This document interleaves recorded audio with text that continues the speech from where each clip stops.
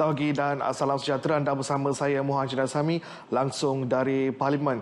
Baik, masuk minggu yang kelima persidangan Dewan Rakyat pada hari ini akan dimulakan dengan waktu pertanyaan bagi jawab lisan dan seterusnya sesi perbahasan rang undang-undang perbekalan 2020 peringkat jawatan kuasa, di mana hari ini merupakan giliran Kementerian Pembangunan Luar Bandar dan Kementerian Air, Tanah dan juga Sumber Asli untuk membuat penggulungan perbekalan rang undang-undang bagi kementerian masing-masing.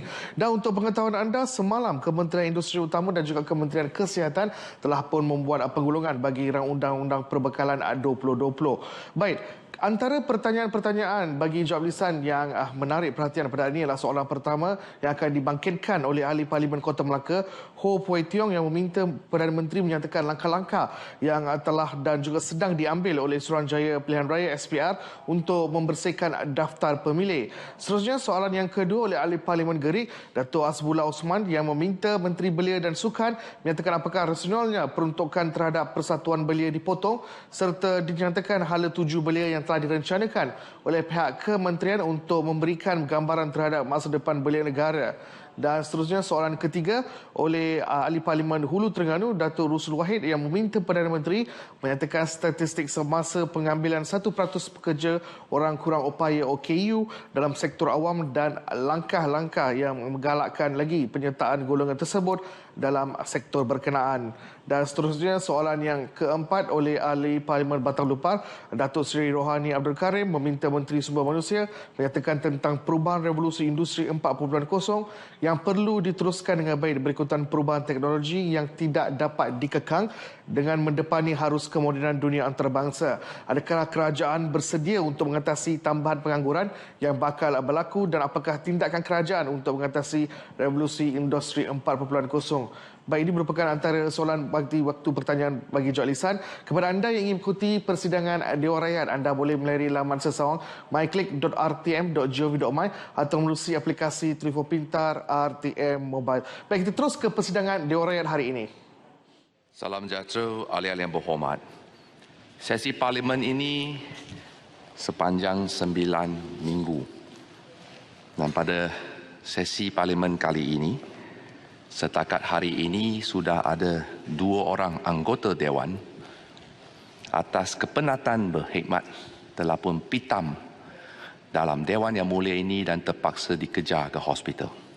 Dan yang berhormat Temerloh masih lagi dalam hospital. Oleh kerana itu, sebagai Tuan Yang di-Pertua yang prihatin dan bersifat penyayang, saya ingin menghadiahkan serangkap pantun kepada seluruh anggota Dewan supaya untuk menjaga kesihatan. Kerana malam ini pun dijangka sidang Parlimen akan sampai pukul 10 malam. Ahli yang berhormat, dengar baik-baik. Mata redup, perut berat. Badan malas, jadilah bulat. Buatlah sit out, rajin bersukan, angkat berat. Gaya sihat, gaya hidup sihat, jiwa selamat.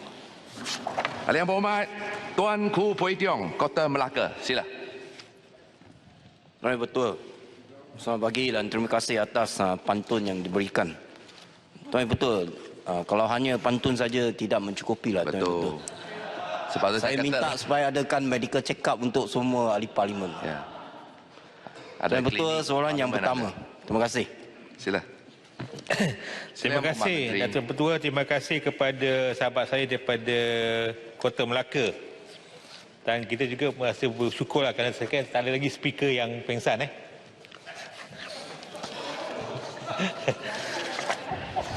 Sila. Tuan di-Pertua, untuk makluman yang berhormat, yang bercakap tu dah pensan dah dulu. Suruhanjaya Pilihan Raya SPR telah mewujudkan jawatankuasa dasar penambahbaikan daftar pemilih, di mana jawatankuasa ini bertanggungjawab membuat penelitian yang menyuruh terhadap isu-isu yang berkaitan dengan urusan pendaftaran pemilih. Jawatankuasa ini juga akan mengenal pasti mekanisme yang sesuai dan terbaik untuk dilaksanakan oleh SPR bagi maksud pengemas kinian dan pembersihan daftar pemilih selaras dengan peruntukan undang yang sedang dibuat kuasa, yang berkuat kuasa. Untuk makluman yang berhormat, Jawatankuasa Task Force SPR dan Jabatan Pendaftaran Negara JPN yang baru ditubuhkan telah ditubuhkan bagi tujuan penyelarasan maklumat warga negara berkaitan urusan pendaftaran pemilih, khususnya pelaksanaan pendaftaran pemilih secara automatik. Di samping itu, Tentera tersebut juga melihat isu-isu berkaitan pengesahan maklumat warga negara bagi tujuan pembersihan daftar pemilih. SPR juga menjalankan urusan pengemaskinian daftar pemilih dari semasa ke semasa berdasarkan Peraturan 10 dan Peraturan 25. Peraturan Pilihan Raya dalam kurungan pendaftaran pemilih 2002. Ini termasuk memotong nama pemilih yang telah disahkan meninggal dunia dan memotong nama pemilih yang telah disahkan melepaskan atau dilucutkan hak kewarganegaraan. Bagi maksud tersebut, SPR telah membuat pengemaskinian daftar pemilih dengan memotong nama pemilih yang telah meninggal dunia, yang meliputi 2017 sebanyak 139,118 dan sebanyak 117,826 nama pemilih pada tahun 2018. Manakala sehingga 31 Ogos 2019, sebanyak 91,154 nama pemilih yang telah meninggal dunia telah dipotong dari pendaftar pemilih. Di samping itu, yang berhormat, SPR juga telah memotong nama pemilih yang hilang taraf kewarganegaraan, yang melibatkan seramai 11,799 rekod. Daripada jumlah tersebut, 4,363 nama pemilih telah dipotong pada tahun 2017 dan 3,496 nama pemilih dipotong pada tahun 2018. Manakala sehingga 31 Ogos 2019, 3,940 nama pemilih yang telah hilang taraf kewarganegaraan telah dipotong dari daftar pemilih. Pengemaskinian daftar pemilih melibatkan pemilih yang telah meninggal dunia dan hilang taraf kewarganegaraan adalah berdasarkan kepada maklumat yang diterima daripada Jabatan Pertahanan Negara JPN. SPR juga meneliti isu daftar pemilih seperti isu pemilih berumur 90 tahun, isu ramai pemilih berdaftar di satu alamat dan isu pesara tentera dan polis yang mengundi sebagai pengundi awal. SPR juga telah melaksanakan pelbagai usaha menangani isu pemilih berumur 90 tahun ke atas dan isu ramai pemilih daftar di satu alamat dengan menjejaki mereka di lapangan berdasarkan kepada alamat mereka dan menulis surat untuk mendapatkan pengesahan status mereka. SPR juga telah bekerjasama dengan pihak polis dari Malaysia dan Angkatan Tentera Malaysia untuk menangani isu pesara tentera dan polis yang mengundi sebagai pengundi awal. Antara tindakan yang dilaksanakan adalah mengemaskinikan lokaliti mereka ke lokaliti awam dalam bahagian pilihan raya yang sama untuk memastikan mereka mengundi sebagai pengundi biasa jika berlaku pilihan raya umum atau pilihan raya kecil. Yang akhirnya, SPR juga telah melaksanakan kerjasama strategik dengan jabatan atau agensi, NGO dan parti-parti politik khusus dalam membuat penambahbaikan terhadap daftar pemilih yang disediakan oleh SPR. Sekian, terima kasih. Terima kasih. Kota Melaka, soalan tambahan pertama. Sila. Betul. Pertama sekali saya ingin ucapkan tahniah kepada SPR atas usaha-usaha mereka. Ini juga bukti bahawa Kerajaan Pakatan Harapan memang mempunyai hasrat yang tinggi untuk memastikan ada satu sistem pilihan raya yang bersih. Sebab itu kita boleh lihat lantikan ahli-ahli SPR yang baru ini semuanya berpengalaman, pengetahuan, begitu progresif dan juga begitu bertanggungjawab. Tapi untuk memastikan SPR memainkan peranan dengan baik, soalan tambahan saya yang pertama ialah, adakah SPR boleh diberi kuasa untuk mereka suspend ataupun gantung nama-nama yang diragui, yang ada masalah ataupun pengundi yang mempunyai alamat-alamat yang bermasalah? Bolehkah SPR diberi kuasa untuk mereka suspend atau gantung? Buat masa ini mereka tidak ada kuasa. Kedua,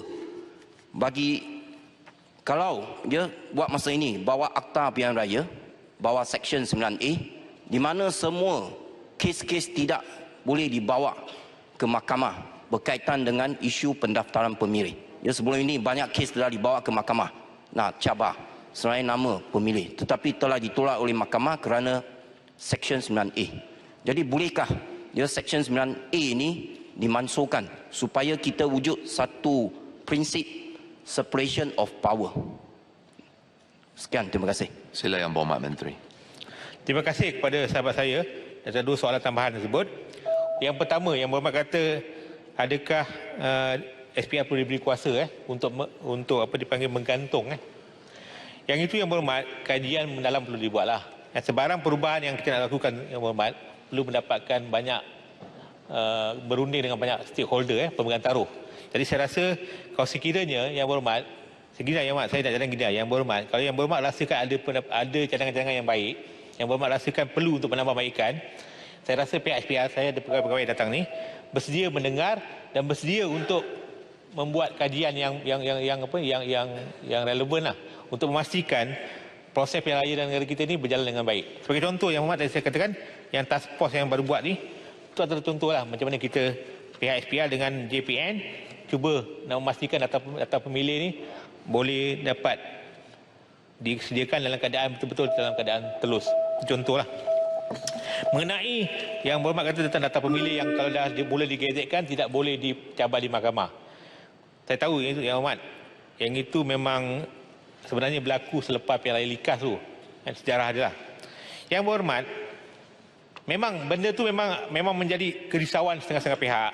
Tapi Yang Berhormat, saya rasa apa yang berlaku ialah SPR merasakan perlu ada finality. Ada satu kemuktamadan dari segi data pemilih tu. Kalau setiap kali data pemilih ni dipersoalkan yang tidak ada finality, dia akan menyebabkan kesukaran untuk SPR membuat kerja lah. Jadi saya rasa atas dasar itulah kerana apa data pemilih itu kita letakkan satu provision, ada satu finality dengan izin untuk tidak boleh dicabar. Dan ini Yang Berhormat sebenarnya biasa dalam mana-mana undang-undang. Cuma Yang Berhormat, saya rasa kalau sekiranya lah Yang Berhormat merasakan benda itu mungkin tidak bercanggah dengan prinsip demokrasi, kerajaan baru ni kita bersedia untuk mengkaji dan menerima apa-apa pendapat. Tapi sama ada kita akan buat tidak, itu satu isu lain. Tapi boleh menerima pendapat-pendapat untuk kita mengkaji. Sekian, terima kasih. Terima kasih Yang Berhormat. Sekarang saya jemput Yang Berhormat Palik Sulong untuk soalan tambahan kedua. Sila. Terima kasih Yang Berhormat Speaker. Pengerusi SPR ada memaklumkan bahawa sistem pendaftaran secara automatik akan mengambil masa. Jadinya soalan tambahan saya berkaitan dengan perkara ini adalah berapakah peruntukan yang diperlukan bagi membangunkan sistem aplikasi pendaftaran pengundi secara automatik, dan bilakah pendaftaran secara automatik ini akan dilaksanakan, dan bagaimanakah pihak SPR dapat memastikan bahawa sinarai pengundi menerusi aplikasi ini telus, selamat dan juga cekap. Ya, terima kasih. Sila Yang Berhormat. Nampak soalan macam sikit tapi banyak. Jawab dengan padat dan ringkas. Okey, terima kasih Yang Berhormat. Yang Berhormat, tentang berapa jumlah angka tu saya memang tidak boleh berilah.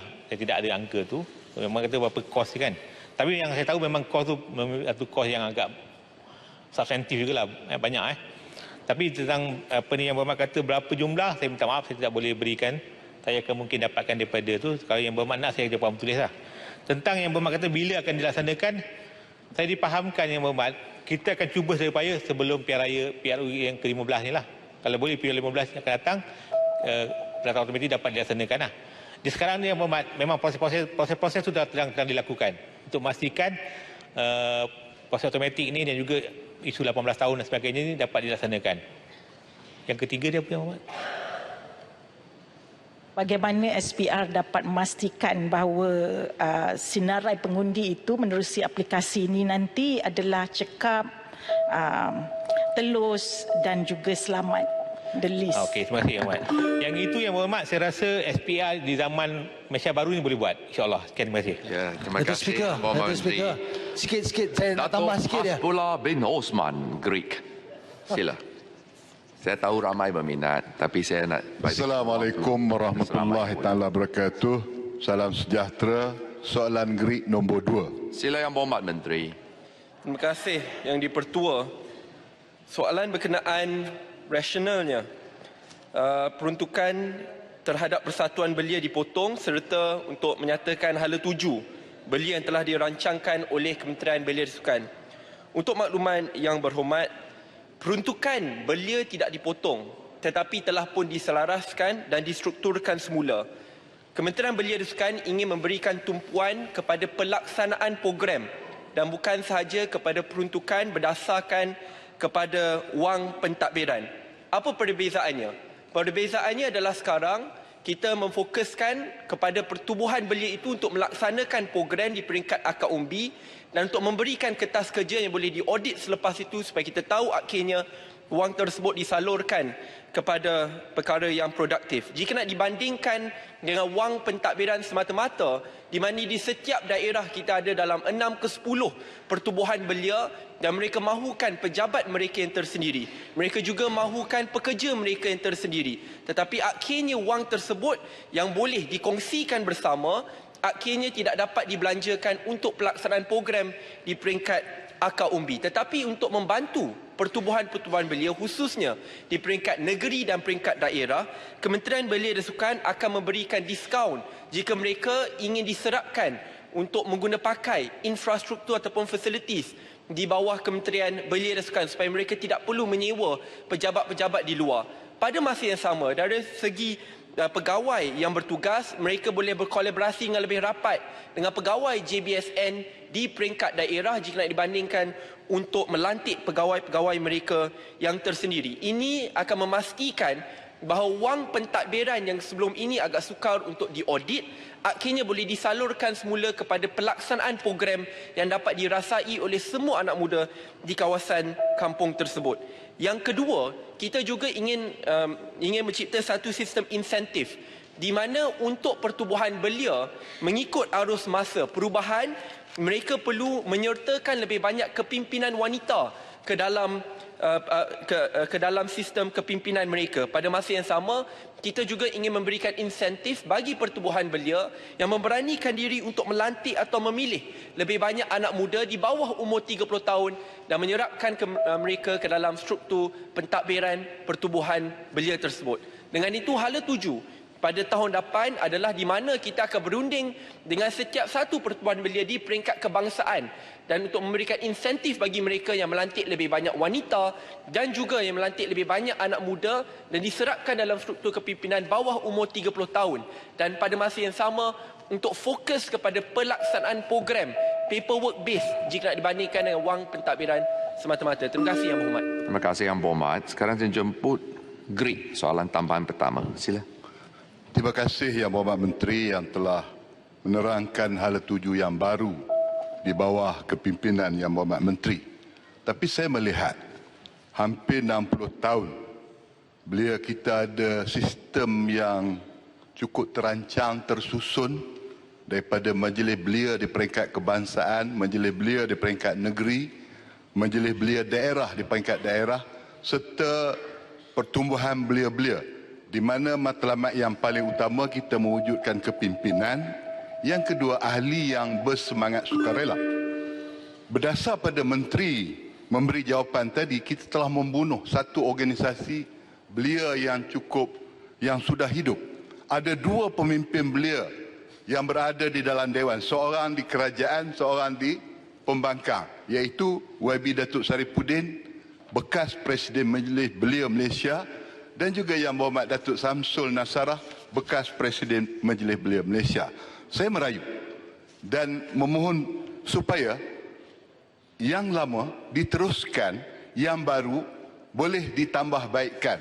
Kalau tidak, Yang Berhormat Menteri akan mencipta satu sejarah membunuh persatuan belia sama ada Melayu, India, Cina dan pelbagainya. Saya minta perkara tersebut dapat diberi pertimbangan. Terima kasih Yang Berhormat Menteri. Terima kasih. Sila Yang Berhormat Menteri. Terima kasih Yang Berhormat. Saya setuju dengan pandangan Yang Berhormat. Kita patut memperbaiki mana boleh dan meneruskan sistem yang telah pun lama sedia ada dan bagaimana kita boleh perbaiki saja. Sebab itu kita tidak membuat keputusan untuk mengubah kepimpinan MBM, NBN ataupun MBD di peringkat daerah ataupun menukar punca kuasa mereka kepada lagi satu pertubuhan yang baru. Tetapi apa yang kami lakukan adalah untuk menstrukturkan semula cara mereka mendapat pendanaan tersebut. Sebab itu bagi peringkat pusat sebagai contoh, pimpinan di peringkat pusat, wang pentadbiran tetap akan disalurkan tetapi mengikut insentif yang baru di mana mereka perlu menyerapkan lebih banyak wanita dan anak muda bawah 30 tahun. Di peringkat negeri dan daerah, kita strukturkan semula mengikut pelaksanaan program kerana kita nak meramaikan atau kita ingin memastikan bahawa lebih banyak program yang dilaksanakan di peringkat akar umbi jika nak dibandingkan dengan pelantikan pegawai-pegawai di peringkat daerah bagi setiap satu pertubuhan belia ataupun untuk membayar kos pejabat yang akhirnya sangat tinggi.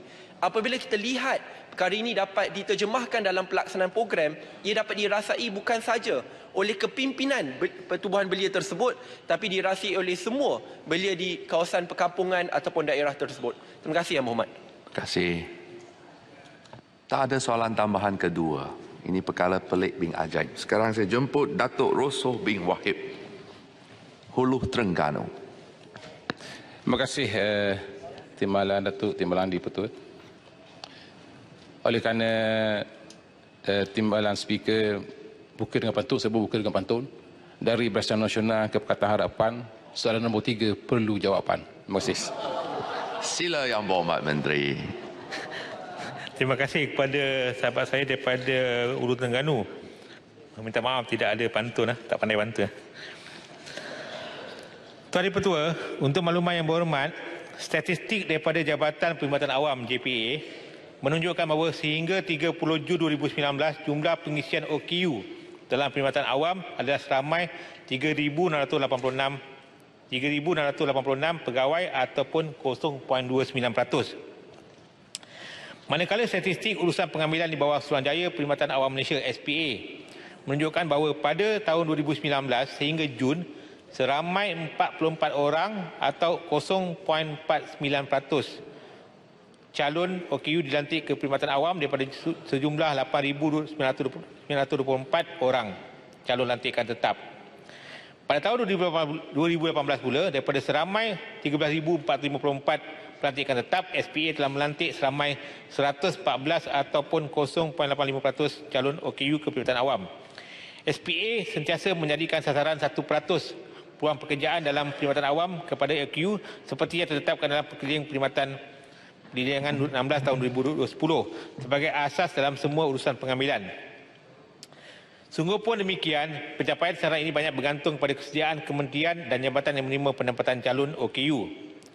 Untuk makluman semua, setakat ini Kementerian Pembangunan Wanita dan Kebajikan Keluarga itu yang telah mencapai 1%. Malahan mungkin lebih sikit. Jadi kita harus mengucapkan tahniah lah kepada Kementerian Pembangunan Keluarga dan juga Wanita ni.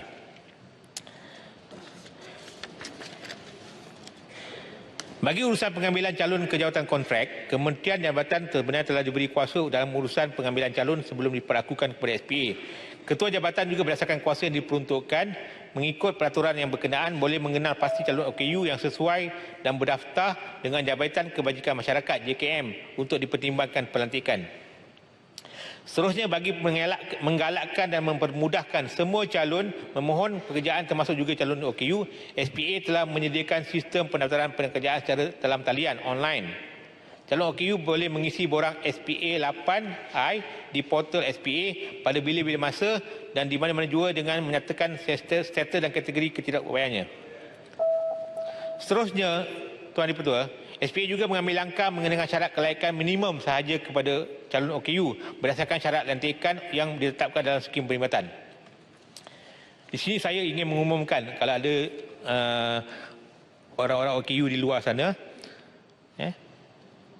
kerajaan juga telah membuat satu keputusan membuat pengecualian kepada orang-orang OKU yang untuk memohon, mereka boleh dikecualikan daripada menduduki apa yang dipanggil Public Service Entry Exam PSEE sebagai langkah menggalakkan pencapaian OKU dalam perkhidmatan awam. Selain itu, ahli Suruhanjaya daripada kalangan OKU juga telah dilantik mengerusi Suruhanjaya Perkhidmatan Awam Malaysia.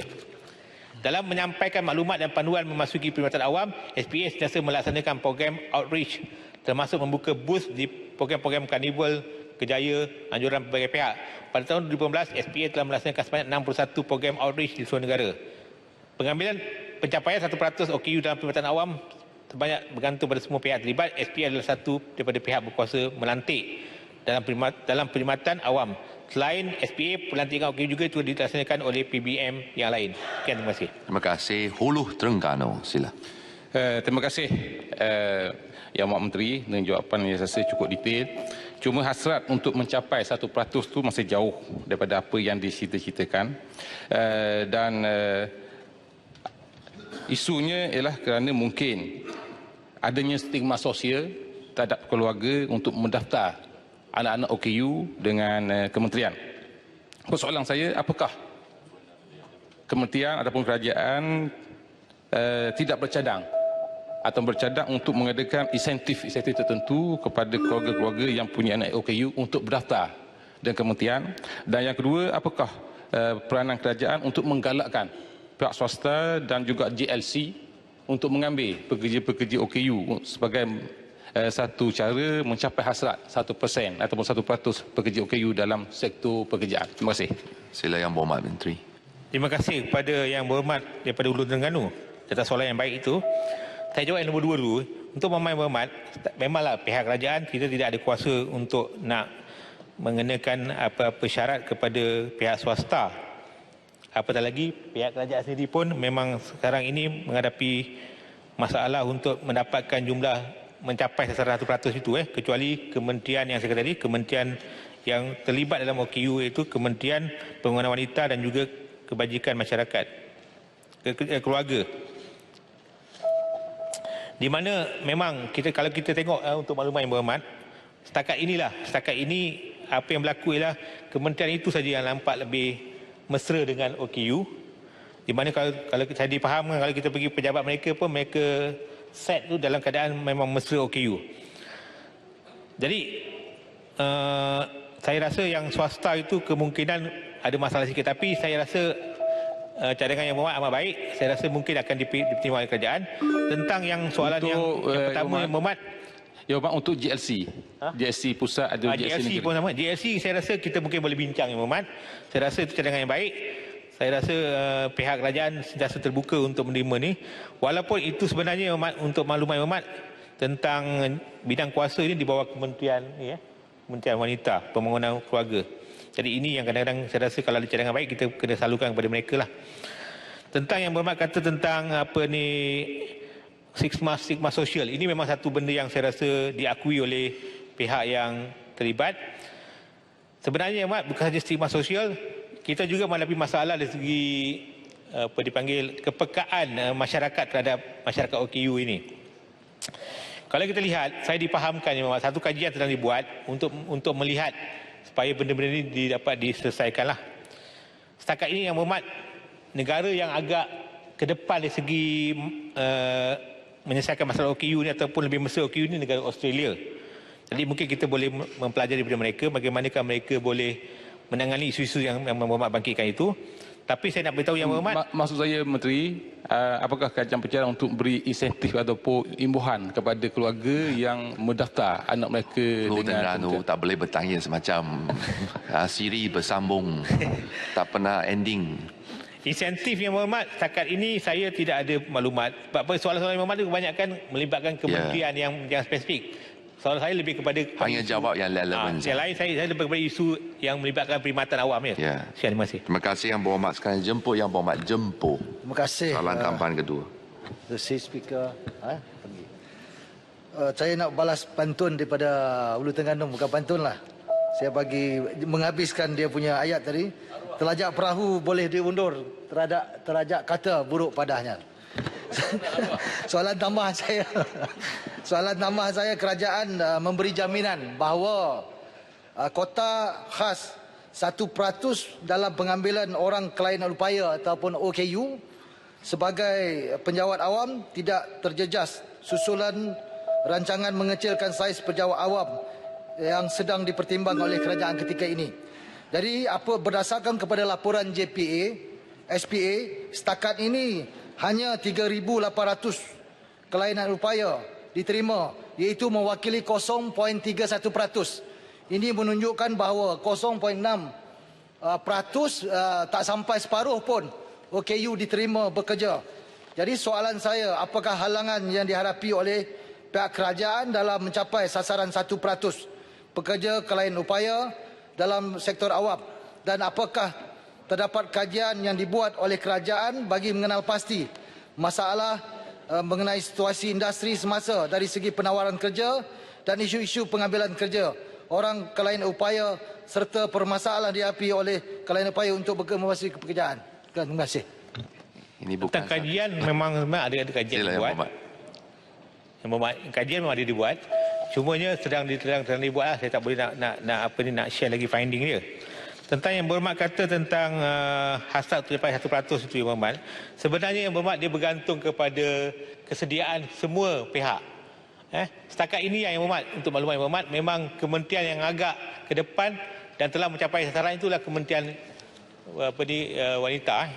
Jadi saya rasa Yang Berhormat, insya-Allah tentang sasaran itu tidak akan terjejas kerana memang OKU akan 1% itu adalah sasaran OKU akan selari dengan jumlah penjabatan.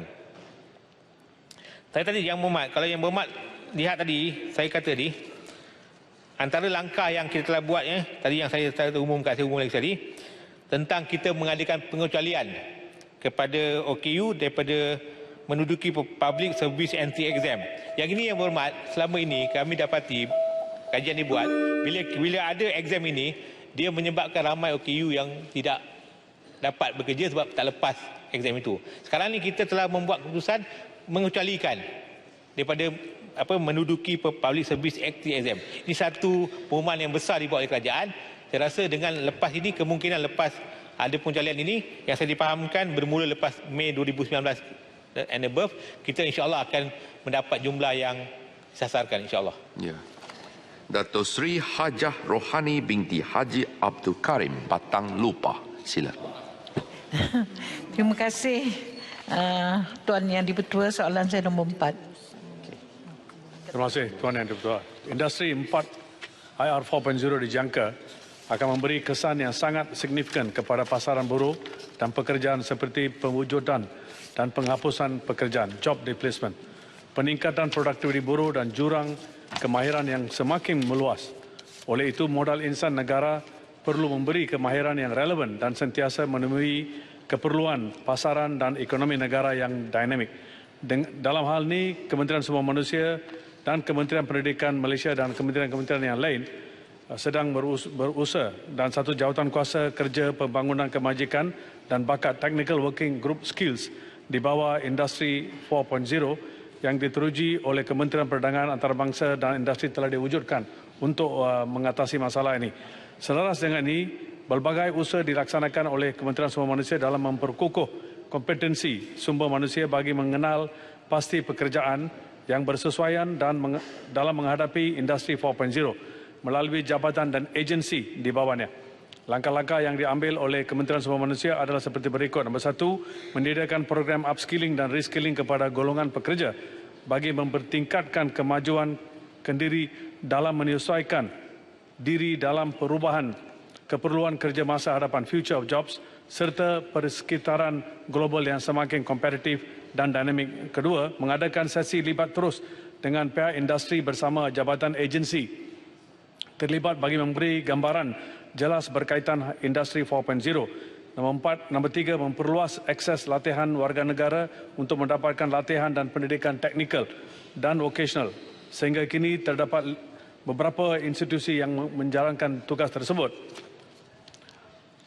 Sebagai usaha mengatasi kadar pengangguran, kerajaan telah mengambil langkah-langkah berikut. Nombor 1, menyediakan perkhidmatan pekerjaan Jobs Malaysia. Nombor 2, menganjurkan program penempatan pekerjaan yang merangkumi Karnival Kerjaya, penempatan melalui client account, temuduga terbuka, program kerjasama antara agensi dan sebagainya. Bagi tempoh Januari ke Jun 2019, ramai 20,563 orang pencari kerja telah berjaya mendapatkan pendapatan. Nombor 3, mewujudkan pusat sehenti mengabungkan agensi seperti Jobs Malaysia, Pertubuhan Keselamatan Sosial, Pembangunan Sumber Manusia dan sebagainya. Nombor 4, melaksanakan program Graduate Enhancement Program for Employability. Nombor 4, mengukuhkan dan memperkasakan program sistem latihan dual nasional dan melaksanakan program Structured Internship Program yang diteruji oleh Talent Corporation. Terima kasih. Terima kasih. Batang Lupa. Sila. Terima kasih. Soalan tambahan Tuan Yang Dipertua. Apakah tahap kesediaan majikan-majikan tempatan untuk melakukan peralihan kepada teknologi tinggi, iaitu penggunaan digital ekonomi atau otomasi di organisasi masing-masing Dan bagaimana hendak meningkatkan kesedaran masyarakat atau kumpulan SASA kepada IR 4.0 dan selaras dengan dasar baru iaitu kemakmuran bersama dapat dicapai. Terima kasih. Terima kasih. Sila Yang Berhormat Menteri. Terima kasih, Dato' Yang Bertuah. Kita menjalankan beberapa libat terus dengan majikan-majikan, memberitahu apakah situasi yang terkini mengenai IR 4.0. Tetapi yang kita tak boleh menafi adalah report yang dibuat oleh International Labour Organization yang mengatakan bahawa kemungkinan besar dah 15 tahun ke 25 tahun ini ia akan mengakibatkan penghapusan kerja yang sedia ada sebanyak lebih kurang 14% dan lebih lagi selama-lama lagi. Tetapi yang mustahil adalah walaupun ia menjadi satu masalah pada masa sekarang, tetapi pada pandangan dan pengetahuan kami nampaknya lebih jurusan pekerjaan akan diwujudkan, dan ini menunjukkan bahawa walaupun IR 4.0 akan memberi tekanan yang kuat kepada kerja-kerja yang sedia ada, tetapi otomasi sekaligus akan menolong lebih pekerjaan yang sedia dijadikan. Macam Lazada dan Alibaba baru-baru ini, di mana berbilion-bilion dijual dalam tempoh 1-2 hari. Dan lebih kerja diberi macam logistik dan sebagainya. Itu adalah pandangan di mana kita percaya ini akan menyelesaikan dan menolong untuk menghadapi IR 4.0. Terima kasih. Terima kasih Yang Berhormat. Sekarang jemput Kapah. Sila.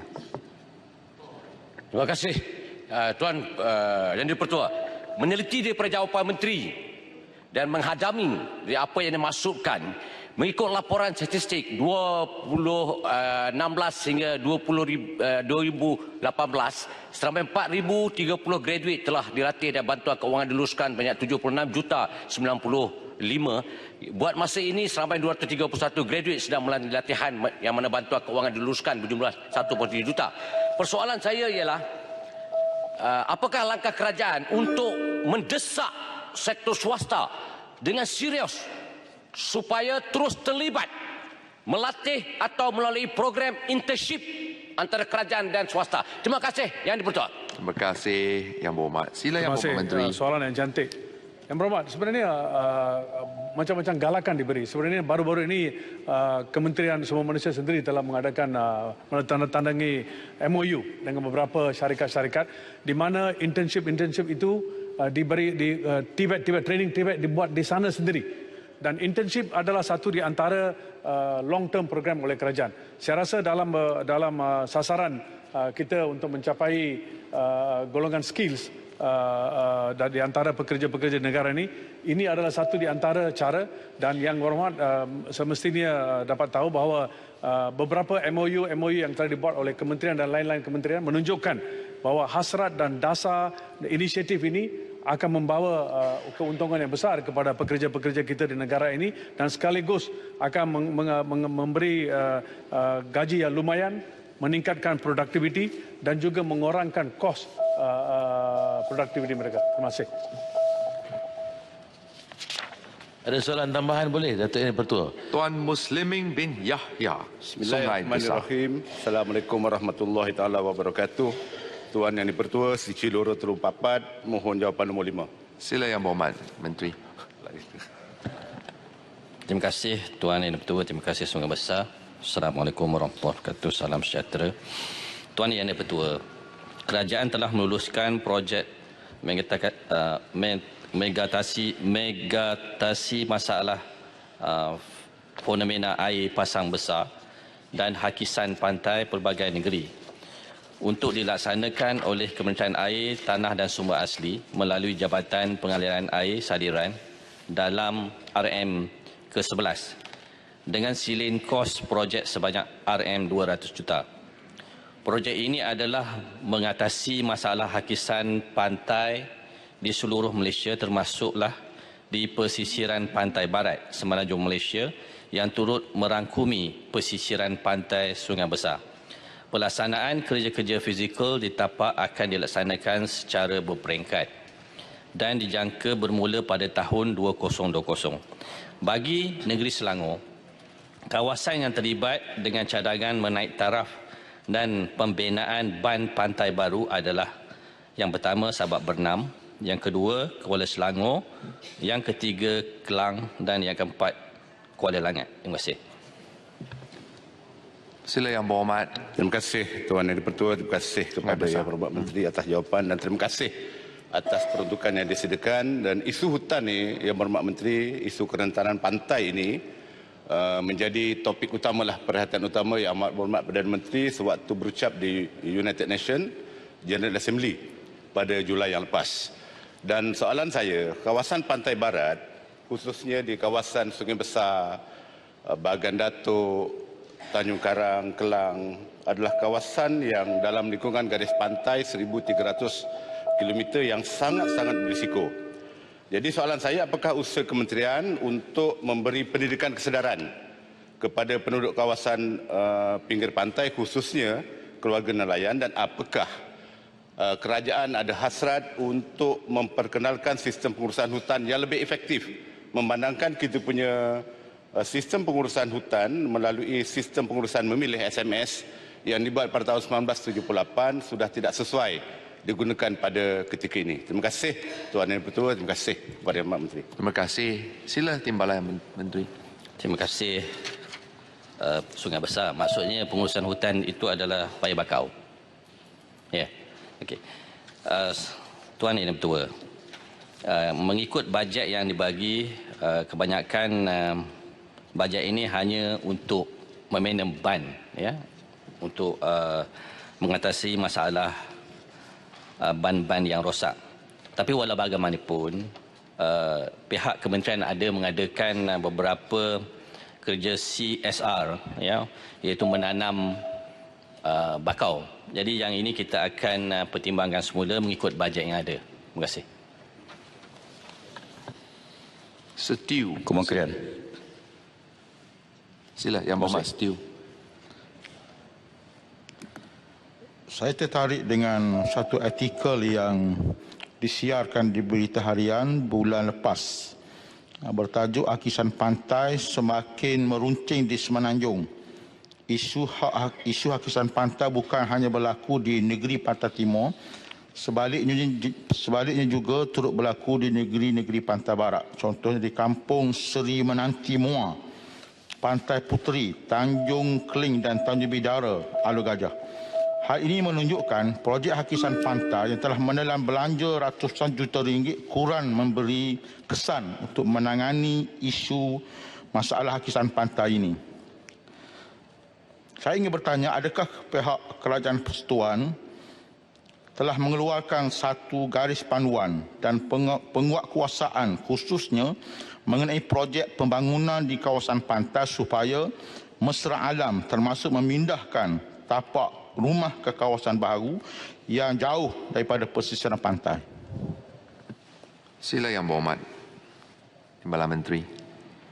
Terima kasih Setiau. Untuk makluman Setiau, ya, saya bacakan di sini.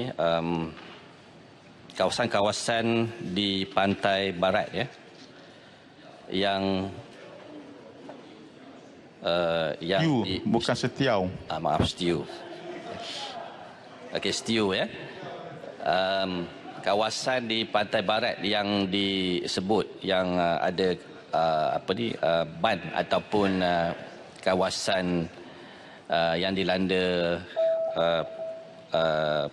pantai yang terhakis, ya, diperlis di kawasan Bukit Putih, Kuala Perlis, Lebuh Raya dan Kuala Perlis, Pulau Pinang, Mak Minah, Juru, Bagan Ajam, Pantai Robina, Muara Sungai Kerian, Sungai Batu. Manakala Negeri Sembilan, Port Dickson, Kedah, Kampung Tepi Sungai, Pulau Sayak, Perak, Larut, Matang, Manjung dan Hilir Perak.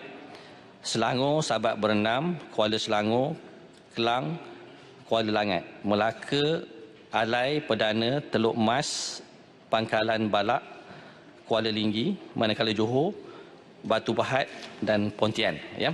Peruntukan seperti mana yang saya bagi tahu tadi, 200 juta untuk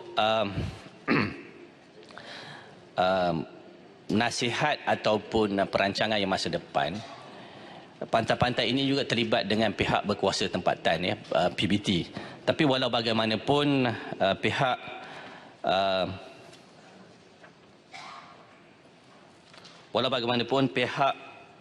JPS ataupun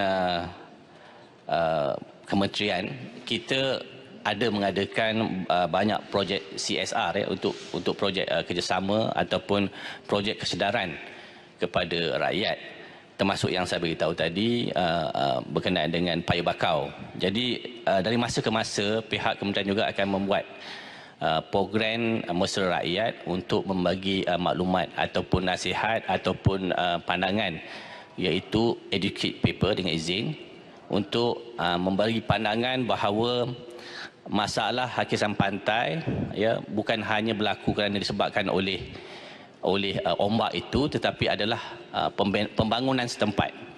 Kemungkinan dari segi mungkin tebus guna tanah di kawasan, di mana ini akan melibatkan pihak PBT ataupun pihak berkuasa tempatan, dan kita juga akan memberi kesedaran kepada pihak-pihak berkuasa dan juga rakyat.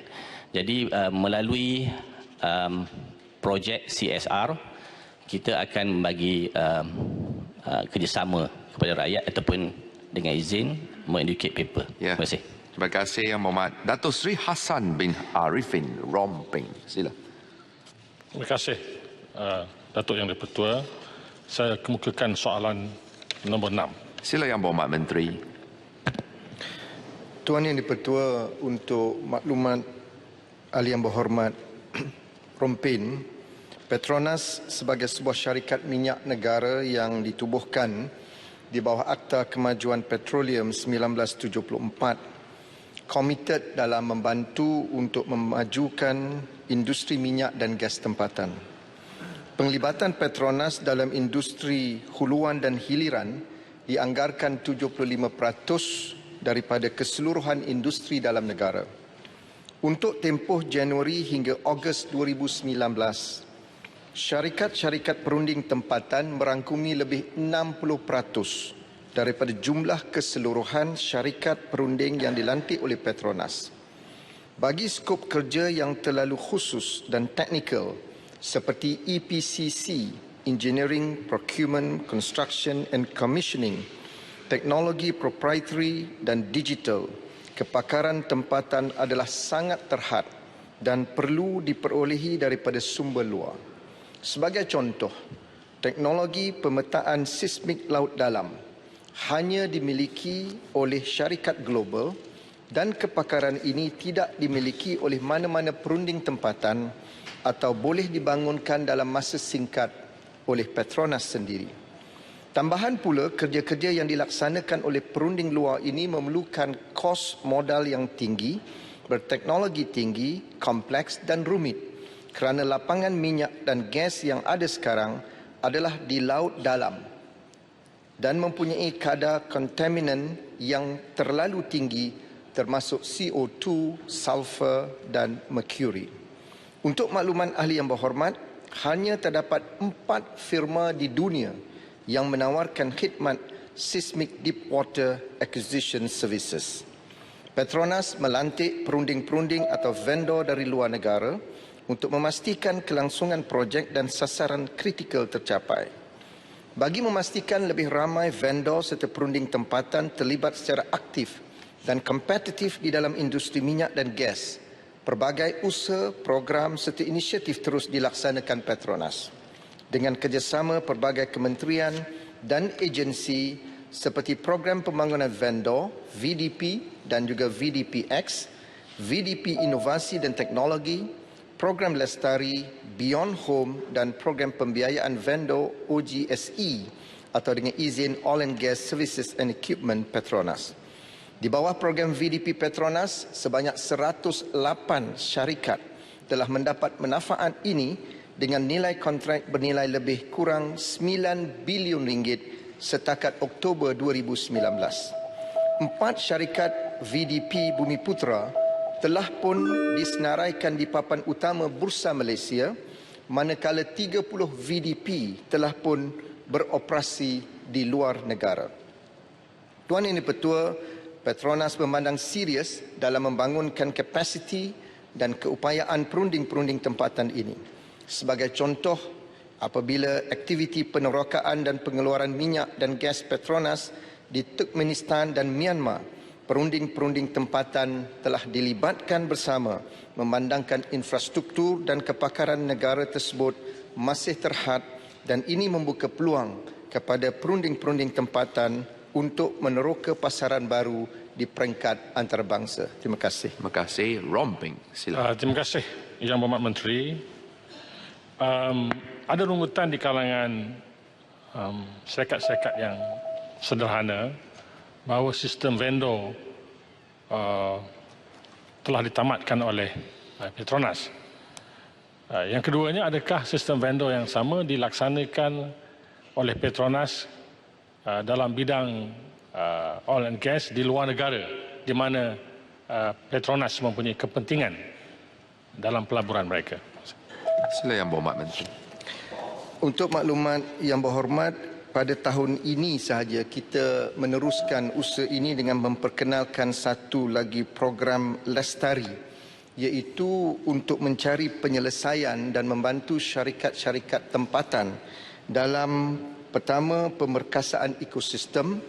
Ini termasuk 14 inisiatif, antaranya talent development and employment, kedua access to financing, kita ada road to bursa, fiscal incentive, corporate integrity advocacy, dan ini antara usaha-usaha yang diteruskan oleh Petronas untuk membangunkan syarikat-syarikat perunding tempatan. Pertanyaan yang kedua, seperti yang saya telah nyatakan tadi, apabila Petronas diberikan peluang untuk beroperasi di luar negara seperti di Turkmenistan, di mana Petronas telah beroperasi di Turkmenistan selama 23 tahun.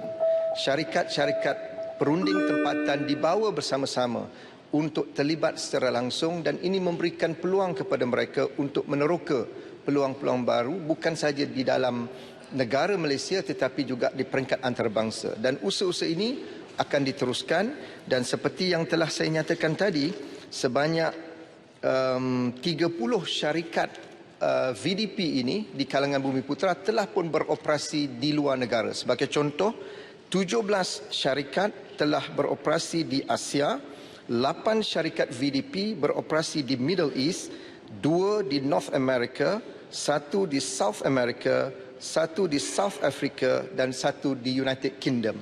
Ini membuktikan bahawa program vendor dan inisiatif yang dilakukan oleh Petronas telah berjaya membangunkan syarikat-syarikat tempatan untuk beroperasi di peringkat antarabangsa. Terima kasih. Kapik, sila soalan tambahan kedua. Yang Berhormat, terima kasih Tuan Di-Pertua dan Yang Berhormat Menteri. Mungkin yang saya tanya itu ada lain sikit tapi ada kaitan dengan Petronas sebab saya tak ada lupa lagi. Saya pernah memohon di dalam Dewan ini agar annual return Petronas itu dibentang dalam Dewan untuk pengetahuan umum lah. Sebab ini ada kaitan dengan soalan ini sebab ketelusan integriti Petronas boleh ada kaitan dengan rundingan-rundingan yang disebut oleh Yang Berhormat Menteri. Bilakah annual returns Petronas boleh dibentang dalam Dewan ini? Thank you. Sila Yang Berhormat Menteri. Tuan Di-Pertua, soalan ini tidak ada kaitan dengan soalan asal yang dikemukakan oleh Yang Berhormat Rompin. Namun sebagai kerajaan yang bertanggungjawab, saya telah pun memberikan respon kepada persoalan ini. Tidak timbul soal Petronas tidak melakukan satu pembentangan yang telus dan terbuka. Semuanya telah diaudit dan kita telah kemukakan laporan keuangan setiap tahun dan ini boleh diakses oleh ahli-ahli parlimen dan pihak awam dan saya percaya cadangan Yang Berhormat seperti yang telah saya nyatakan sebelum ini boleh dipertimbangkan untuk memastikan ketelusan dan kebertanggungjawab itu terus menjadi prinsip utama dalam pengurusan Petronas. Terima kasih. Terima kasih. Puan Rusnah binti Aluai, Tangga Batu, sila. pantun diberi sebagai motivasi. Jawapan nombor 7 silalah diberi. Sila Yang Berhormat Menteri. Terima kasih.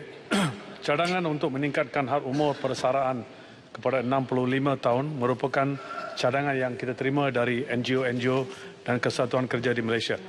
Berdasarkan Akta Umur Persaraan Minimum 2012 yang baru kuat kuasa pada 1 Julai 2013 ke atas semua majikan sektor swasta di seluruh Malaysia menyatakan bahawa umur persaraan minimum seorang pekerja adalah apabila seseorang pekerja itu mencapai umur 60 tahun. Ini bermakna seseorang pekerja itu boleh terus bekerja walaupun telah melebihi 60 tahun dan dia juga bergantung kepada tawaran pekerjaan oleh majikan. Oleh itu, tiada keperluan pada masa ini untuk meningkatkan umur persaraan kepada 65 tahun kerana ini adalah pandangan kerajaan pada sekarang.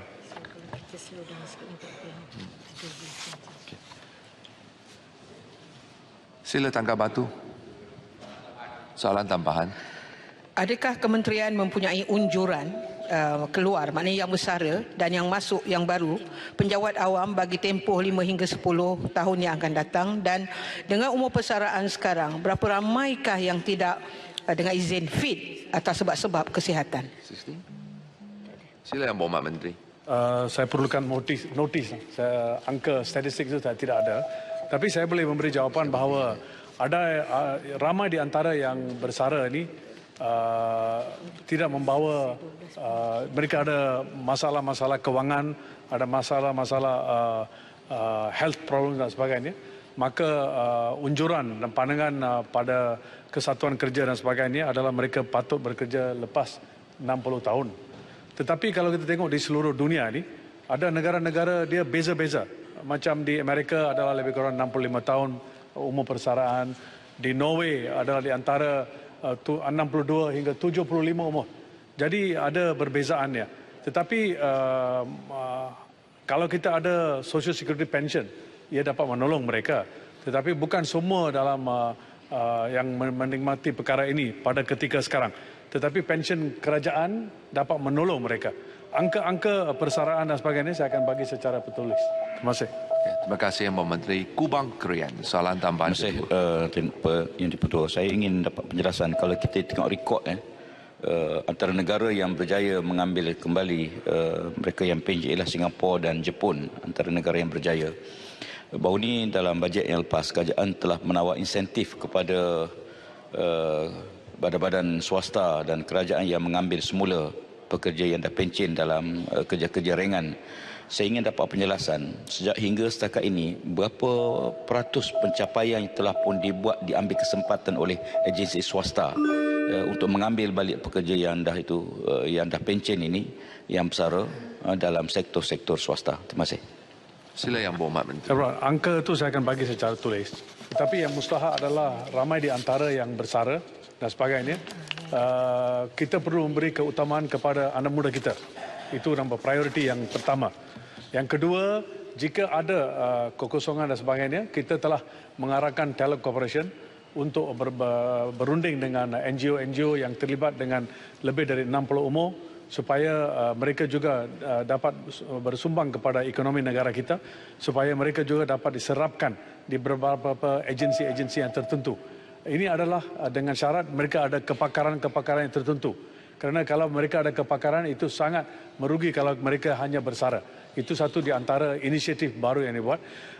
Bajet yang ada ni hanya untuk graduan-graduan yang lepas, yang tidak bekerja untuk 1 tahun dan lebih atau wanita-wanita dan sebagainya. Tetapi cadangan untuk bersara ni boleh dipertimbangkan, mungkin kita perlukan sedikit masa lagi. Terima kasih. Terima kasih Yang Berhormat Menteri Datuk Taqiyuddin bin Hassan, Kota Baru. Sila.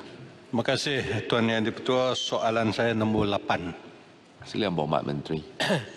Terima kasih kepada Yang Berhormat Kota Baru. Soalan berkaitan dengan hukuman mati. Tuan di-Pertua, untuk makluman Yang Berhormat Kota Baru, kerajaan setakat pada 29 Ogos 2019 telah bersetuju agar Jawatankuasa Khas Kajian Hukuman Gantian terhadap hukuman mati mandatory ditubuhkan untuk mengkaji secara keseluruhan polisi penghukuman ataupun dalam bahasa Inggeris sentencing policy bagi menggantikan hukuman mati mandatory dengan hukuman yang lebih wajar tertakluk pada budi bicara mahkamah. Komposisi keahlian jawatankuasa khas ini terdiri daripada pakar-pakar dalam bidang perundangan seperti bekas hakim Mahkamah Persekutuan, bekas peguam Kanan Persekutuan, pengamal undang-undang, pensyarah undang-undang daripada institusi pengadilan awam, terkemuka dan pakar kajian. Untuk makluman, antara ahli jawatankuasanya ialah dipengusikan oleh Yang Berbahagia Tan Sri Datuk Seri Panglima Richard Malanjun, iaitu mantan Ketua Hakim Negara. Yang Berbahagia Tan Sri Zahara binti Ibrahim, mantan Hakim Besar Melaya. Cik Edmund Bond Tai Sun daripada Malaysian Centre for Constitutionalism and Human Rights, seorang peguam. Cik Andrew Koo Chin Hock daripada Majlis Peguam Malaysia ataupun Bar Council. Yang Berbahagia Datin Paduka Zawiyah binti Lord Han, mantan Pegawai Jabatan Peguam Negara. Cik Tan Ayong, mantan Pegawai Kanan Jabatan Penjara Malaysia. Yang Berbahagia Datuk Ma Weng Kai daripada Suruhanjaya Hak Asasi Manusia ataupun Suhakam. Yang Berbahagia Dr. Farah Nini binti Datuk Dazuki, pensyarah Universiti Melaya. Yang Berbahagia Profesor Madya Datuk Dr. P. Sundramoorthy, kriminologis di Universiti Sains Malaysia. Tuan Yang Pertua, secara umumnya para agamawan seperti mufti, seperti Jabatan Agama serta Jabatan Agama Islam Negeri tidak dilibatkan secara langsung dalam pertubuhan jawatankuasa khas ini. Walau bagaimanapun, penubuhan jawatankuasa khas ini merupakan komitmen kerajaan untuk memastikan proses gubalan undang-undang ini sendiri bersifat inklusif, holistik dan efektif dengan memfokus pada sesi libat urus dan aurus yang mencukupi. Justru penglibatan pelbagai lapisan masyarakat termasuk para agamawan seperti mufti serta jawatan Islam dalam ini kerajaan ini melalui pelbagai platform semua ini akan diberi perhatian khusus supaya hak individu dalam menyuarakan kemenangan tidak diketepikan. Oleh demikian, cadangan pelaksanaan sesi libat urus yang holistik akan melibatkan pelbagai platform seperti sesi town hall negeri mengikut zon yang telah pun dilaksanakan. Sesi town hall bersama ahli parlimen saya dipahamkan juga telah dilaksanakan bagi pihak mungkin pakai BPS, mungkin tak semua lagi. Konsultasi awam secara atas talian, pandangan pakar, fokus group discussion bersama pakar-pakar dan perjumpaan dengan keluarga mangsa dan menurut akhir. Sekian, terima kasih. Terima kasih Yang Berhormat. Kota Baru, soalan tambahan. Terima kasih Tuan Yang Pertua, terima kasih Yang Menteri atas jawapan. Kita tahu bahawa apabila berlaku satu-satu kes jenayah yang melibatkan kematian, tak dapat dinafikan pihak yang pasti mengalami kehilangan ataupun kerugian adalah keluarga si mangsa itu. Soalan saya, adakah jawatankuasa yang ditubuhkan ini memikirkan satu bentuk ganti rugi ataupun damages kepada mangsa yang dibunuh sebagaimana di dalam Akta Undang-Undang Sivil, bereavement, ganti rugi kesedihan yang ada dalam undang-undang sekarang ini, sekurang-kurangnya meringankan beban kepada mereka. Dan soalan yang kedua, bilakah agaknya cadangan ini akan dibentangkan dalam parlimen ini? Terima kasih. Terima kasih. Sila Yang Berhormat. Terima kasih kepada sahabat saya Yang Berhormat daripada Kota Baru. Satu soalan yang baik. Yang Berhormat, untuk maklumat Yang Berhormat tentang yang ganti rugi ataupun dalam bahasa Islam dipanggil diyah, dalam bahasa Inggeris dipanggil blood money. Yang Berhormat, saya tak pasti Yang Berhormat sedar tidak, sebenarnya ada satu keputusan Mahkamah di Muar, Hakim Mendiang Richard Talala. Dia pernah membuat satu keputusan dalam kes itu, dia memberikan ganti rugi. Walaupun ada hukuman, dia ganti rugi. Dia kata ada peruntukan dalam CPC. Dan Yang Berhormat, seorang peguam yang agak senior nama J.F. Nelson, seorang peguam di Muar, dia pernah mengulas, dia pun ada belajar tentang Islamic law. Jadi saya nak kata Yang Berhormat tentang Yang Berhormat kata tu, sebenarnya itu juga kajian yang diambil kira oleh pihak jawatankuasa inilah, tentang sama ada kita juga mengambil perundangan daripada pelbagai bidang kuasa lah, jurisdiction, termasuk juga perundangan Islam yang memang ada menekankan tentang soal diah dan sebagainya. Jadi itu semua akan diambil kira dalam jawatankuasa ini. Jadi tentang Muhammad kata tentang yang kedua dia tak ingat lah. Saya bila agaknya nak dibentang lah paling. Okey, saya dipahamkan insya-Allah untuk makluman segala yang sesi ini akan diselesaikan dalam akhir tahun ni. Ada time frame dia. Kalau tidak ada paparan, insya-Allah dalam bulan Mac tahun depan insya-Allah akan dibentangkan. Sekian, terima kasih. Ya, terima kasih. Tambahan. Ya, saya jemput Setia Wangsa. Terima kasih Yang Berhormat Tuan Yang Dipertua, Yang Berhormat Timbalan Menteri. Setia Wangsa ingin bertanya, adakah konsep kita menukar daripada mandatory hukuman mati mandatory yang mana kini kita memberi pilihan kepada hakim bergantung kepada fakta-fakta kes, ini lebih bertepatan dengan semangat Islam sendiri, sebab kalau kita lihat dalam perundangan Islam pun dia ada leeway yang diberikan kepada hakim-hakim dan ia tidak bersifat mandatory sebagaimana dalam hukuman sivil yang ada. Sila Yang Berhormat. Terima kasih kepada sahabat saya daripada Setia Wangsa. Memang kalau dari segi perundangan Islam saya setuju dengan Yang Berhormat, sebenarnya memang ada 3 pilihan para hakim, sama ada kenakan hukuman bunuh, ataupun dia memberi bebaskan terus, ataupun dia kenakan diah ataupun ganti rugi. Sebab dia mengambil kira tentang sebab hukuman mati ni dia dianggap family yang jadi aggrieved party dengan izin. Jadi sudah tentulah dia melibatkan anggota keluarga tu diambil kira. Itu dari segi pasal perundangan Islam lah. Jadi saya rasa Yang Berhormat, apa yang Muhammad kata tu memang betul. Memang dalam perundangan Islam memang benda tu diambil kira lah. Jadi saya rasa sebab itulah dalam jawatankuasa yang dipengusikan oleh Datuk Seri Panglima Richard Melanjut ini, perkara-perkara ini akan diambil kira sebab kita nak memastikan satu perundangan yang terbaik. Mungkin ikut acuan Malaysia dapat ditubuhkan, mengambil kira banyak pelbagai perundangan-perundangan daripada Islam dan juga yang lain. Sekian, terima kasih. Ya, terima kasih. Ledang, soalan tambahan. Terima kasih Datuk Timbalan Bertua. Soalan saya ringkas sahaja.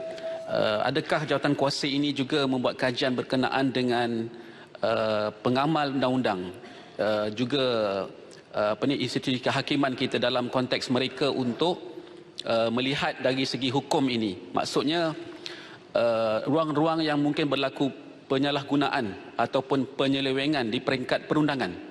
Satu segi dari segi hukuman, dari segi undang-undang itu, tetapi bagaimanakah dari segi pemerkasaan kehakiman dan juga pengamal undang-undang berkenaan dengan hukuman mandatory mati. Terima kasih. Sila Yang Berhormat. Yang Berhormat, dari segi kuasa ini dia ada punya term of reference ataupun TOR dia. Kalau saya boleh mungkin sentuh sikit, antara terma rujukan mereka adalah untuk menyemak dan mengkaji secara keseluruhan polisi penghukuman ataupun sentencing polisi berdasarkan keputusan Jemaah Menteri yang menggantikan hukuman mati mandatory dengan hukuman yang lebih wajar tertakluk pada budi bicara mahkamah. Menyemak dan juga mengkaji implikasi moratorium pelaksanaan permasalahan hukuman mati, mengadakan sesi konsultasi dengan pelbagai lapisan masyarakat dan menganalisa, menyediakan syur dan laporan bagi penambahbaikan hukuman gantian terhadap hukuman mati. Jadi itulah antara term of reference. Jadi apa yang dibagi oleh Yang Berhormat itu kemungkinan lah. Saya tak pasti sama ada benda ni akan diputuskan oleh jawatankuasa. Cumanya Yang Berhormat, dalam sesi town hall itu memang banyak penangan diberikan dan pihak jawatankuasa akan mendengar semua dan akan mengambil kira semua. Terima kasih. Terima kasih Yang Berhormat. Tuan Kesavan Ala Lelaki Subramaniam Sungai Siput tidak dapat bersama dengan kita kerana terpaksa menghadiri majlis pengemumian. Oleh kerana itu, Timbalan Menteri boleh rehat seketika. Tuan Abdul Latif bin Abdul Rahman, Kuala Krai. Sila. Soalan saya nombor 10. Sila Yang Berhormat. Menteri. Terima kasih Yang Dipertua. Sehingga September 2019, sebanyak 492 pertubuhan belia di negeri Kelantan direkodkan berdaftar di bawah Akta Pertubuhan Belia dan Pembangunan Belia 2007. Pendaftaran ini melibatkan sejumlah 47 pertubuhan belia di jajahan Kuala Krai dan sebanyak 3 pertubuhan belia di jajahan Kuala Krai telah dibatalkan pendaftarannya oleh pejabat pendaftaran pertubuhan belia kerana kegagalan mematuhi keperluan Seksyen 22 Akta 668 berkaitan penghantaran maklumat yang kena diberi MYKD. Berdasarkan statistik tersebut, 44 pertubuhan belia di jajahan Kuala Krai dikategorikan sebagai masih aktif. Berhubung dengan pemberian dana di seluruh Malaysia melalui tabung persatuan, 6.6 juta setakat ini telah pun diperuntukkan. Melalui kumpulan wang menasukan 23.9 juta telah pun diperuntukkan. Kalau kita campurkan jumlahnya sekitar 30 juta ringgit Malaysia. Untuk memastikan bahawa pentadbiran pertubuhan belia dapat ditambah baik, Kementerian juga telah pun menyalurkan bantuan RM3,000 khususnya kepada pertubuhan belia dalam membantu pelaksanaan program Majlis Perundingan Belia Negara di peringkat jajahan Kuala Kerai. Ini juga berkaitan dalam pelaksanaan kursus kepimpinan organisasi KPO yang bertujuan melatih dan melahirkan pemimpin belia di kalangan ahli jawatankuasa dan pelapis kepimpinan pertubuhan belia berdaftar. Terima kasih Yang Berhormat. Terima kasih Yang Berhormat Menteri. Kuala Kerai, soalan tambahan. Terima kasih Yang Berhormat Menteri. Soalan tambahan saya ialah apakah terdapat penyelarasan di antara dalam kementerian ini untuk mengagihkan peruntukan di antara persatuan-persatuan belia, khususnya setelah Yang Berhormat Menteri mewujudkan Youth Power Club YPC, kerana di peringkat jajahan ataupun peringkat daerah telah pun wujud Majlis Belia Daerah ataupun jajahan. Tidakkah Yang Berhormat dengan wujudnya YPC ini yang merupakan saya tak pasti adakah ia saingan terdekat kepada MBM akan menyebabkan belianya akan berpecah kepada kumpulan-kumpulan yang membimbangkan kita. Terima kasih Yang Berhormat. Sila Yang Berhormat Menteri. Terima kasih Yang Berhormat. Ada dua perkara di sini. YPC tidak boleh menggantikan MBM kerana MBM merupakan badan induk. YPC hanya merupakan salah satu pertubuhan belia yang berdaftar. Pada masa yang sama, semua pertubuhan belia perlu memohon dana mengikut pelaksanaan program yang akan diaudit setiap tahun. Ini seperti jawapan telah pun saya berikan pada jawapan soalan nombor 2 tadi, di mana kita bergerak daripada sistem peruntukan berdasarkan wang pentadbiran kepada wang pelaksanaan program. Tetapi wang pentadbiran bagi peringkat pertubuhan pusat tetap akan diteruskan kerana ia memang diperlukan, tetapi di peringkat negeri dan di peringkat daerah akan ditukar kepada pelaksanaan program. Dan cara permohonannya agak mudah. Pertama sekali kita telah pun pendekkan masa untuk memohon. Sebelum ini perlu memohon sekurang-kurangnya 2 bulan sebelum perkara itu diluluskan, tapi sekarang kita dalam proses untuk memendekkan kepada tempoh masa sebulan. Pada masa yang sama ia boleh dimohon melalui online juga dengan izin supaya semua pihak dapat memohon dengan cara agak mudah. Jika mereka pernah melaksanakan program di peringkat akaun mereka akan diberikan prioriti utama, tetapi pada masa yang sama SOP telah pun diubah kerana kita ingin membawa pertubuhan-pertubuhan yang tidak konvensional juga untuk diberikan peluang untuk memohon, dan juga individu yang berpengaruh, sebagai contoh anak muda yang boleh mewakili Malaysia ke peringkat antarabangsa, tetapi sebelum ini tidak boleh memohon di atas kapasiti individu, tetapi perlu melalui NGO yang akhirnya ada masalah duit tol yang perlu dibayar atau percentage yang perlu dibayar, yang akhirnya tidak disalurkan terus kepada individu tersebut. Terima kasih Yang Berhormat. Tuan Nik Nazmi bin Nik Ahmad Setiawangsa. Terima kasih Tuan Yang di-Pertua. Setiawangsa soalan nombor 11. Sila Yang Berhormat Menteri. Baik, terima kasih Datuk Yang di-Pertua. Sebelum itu saya ingin mengalu-alukan kehadiran pelajar-pelajar dari CUCMS Cyberjaya University College of Medical Science sampai 87 orang. Selamat datang. Selamat datang.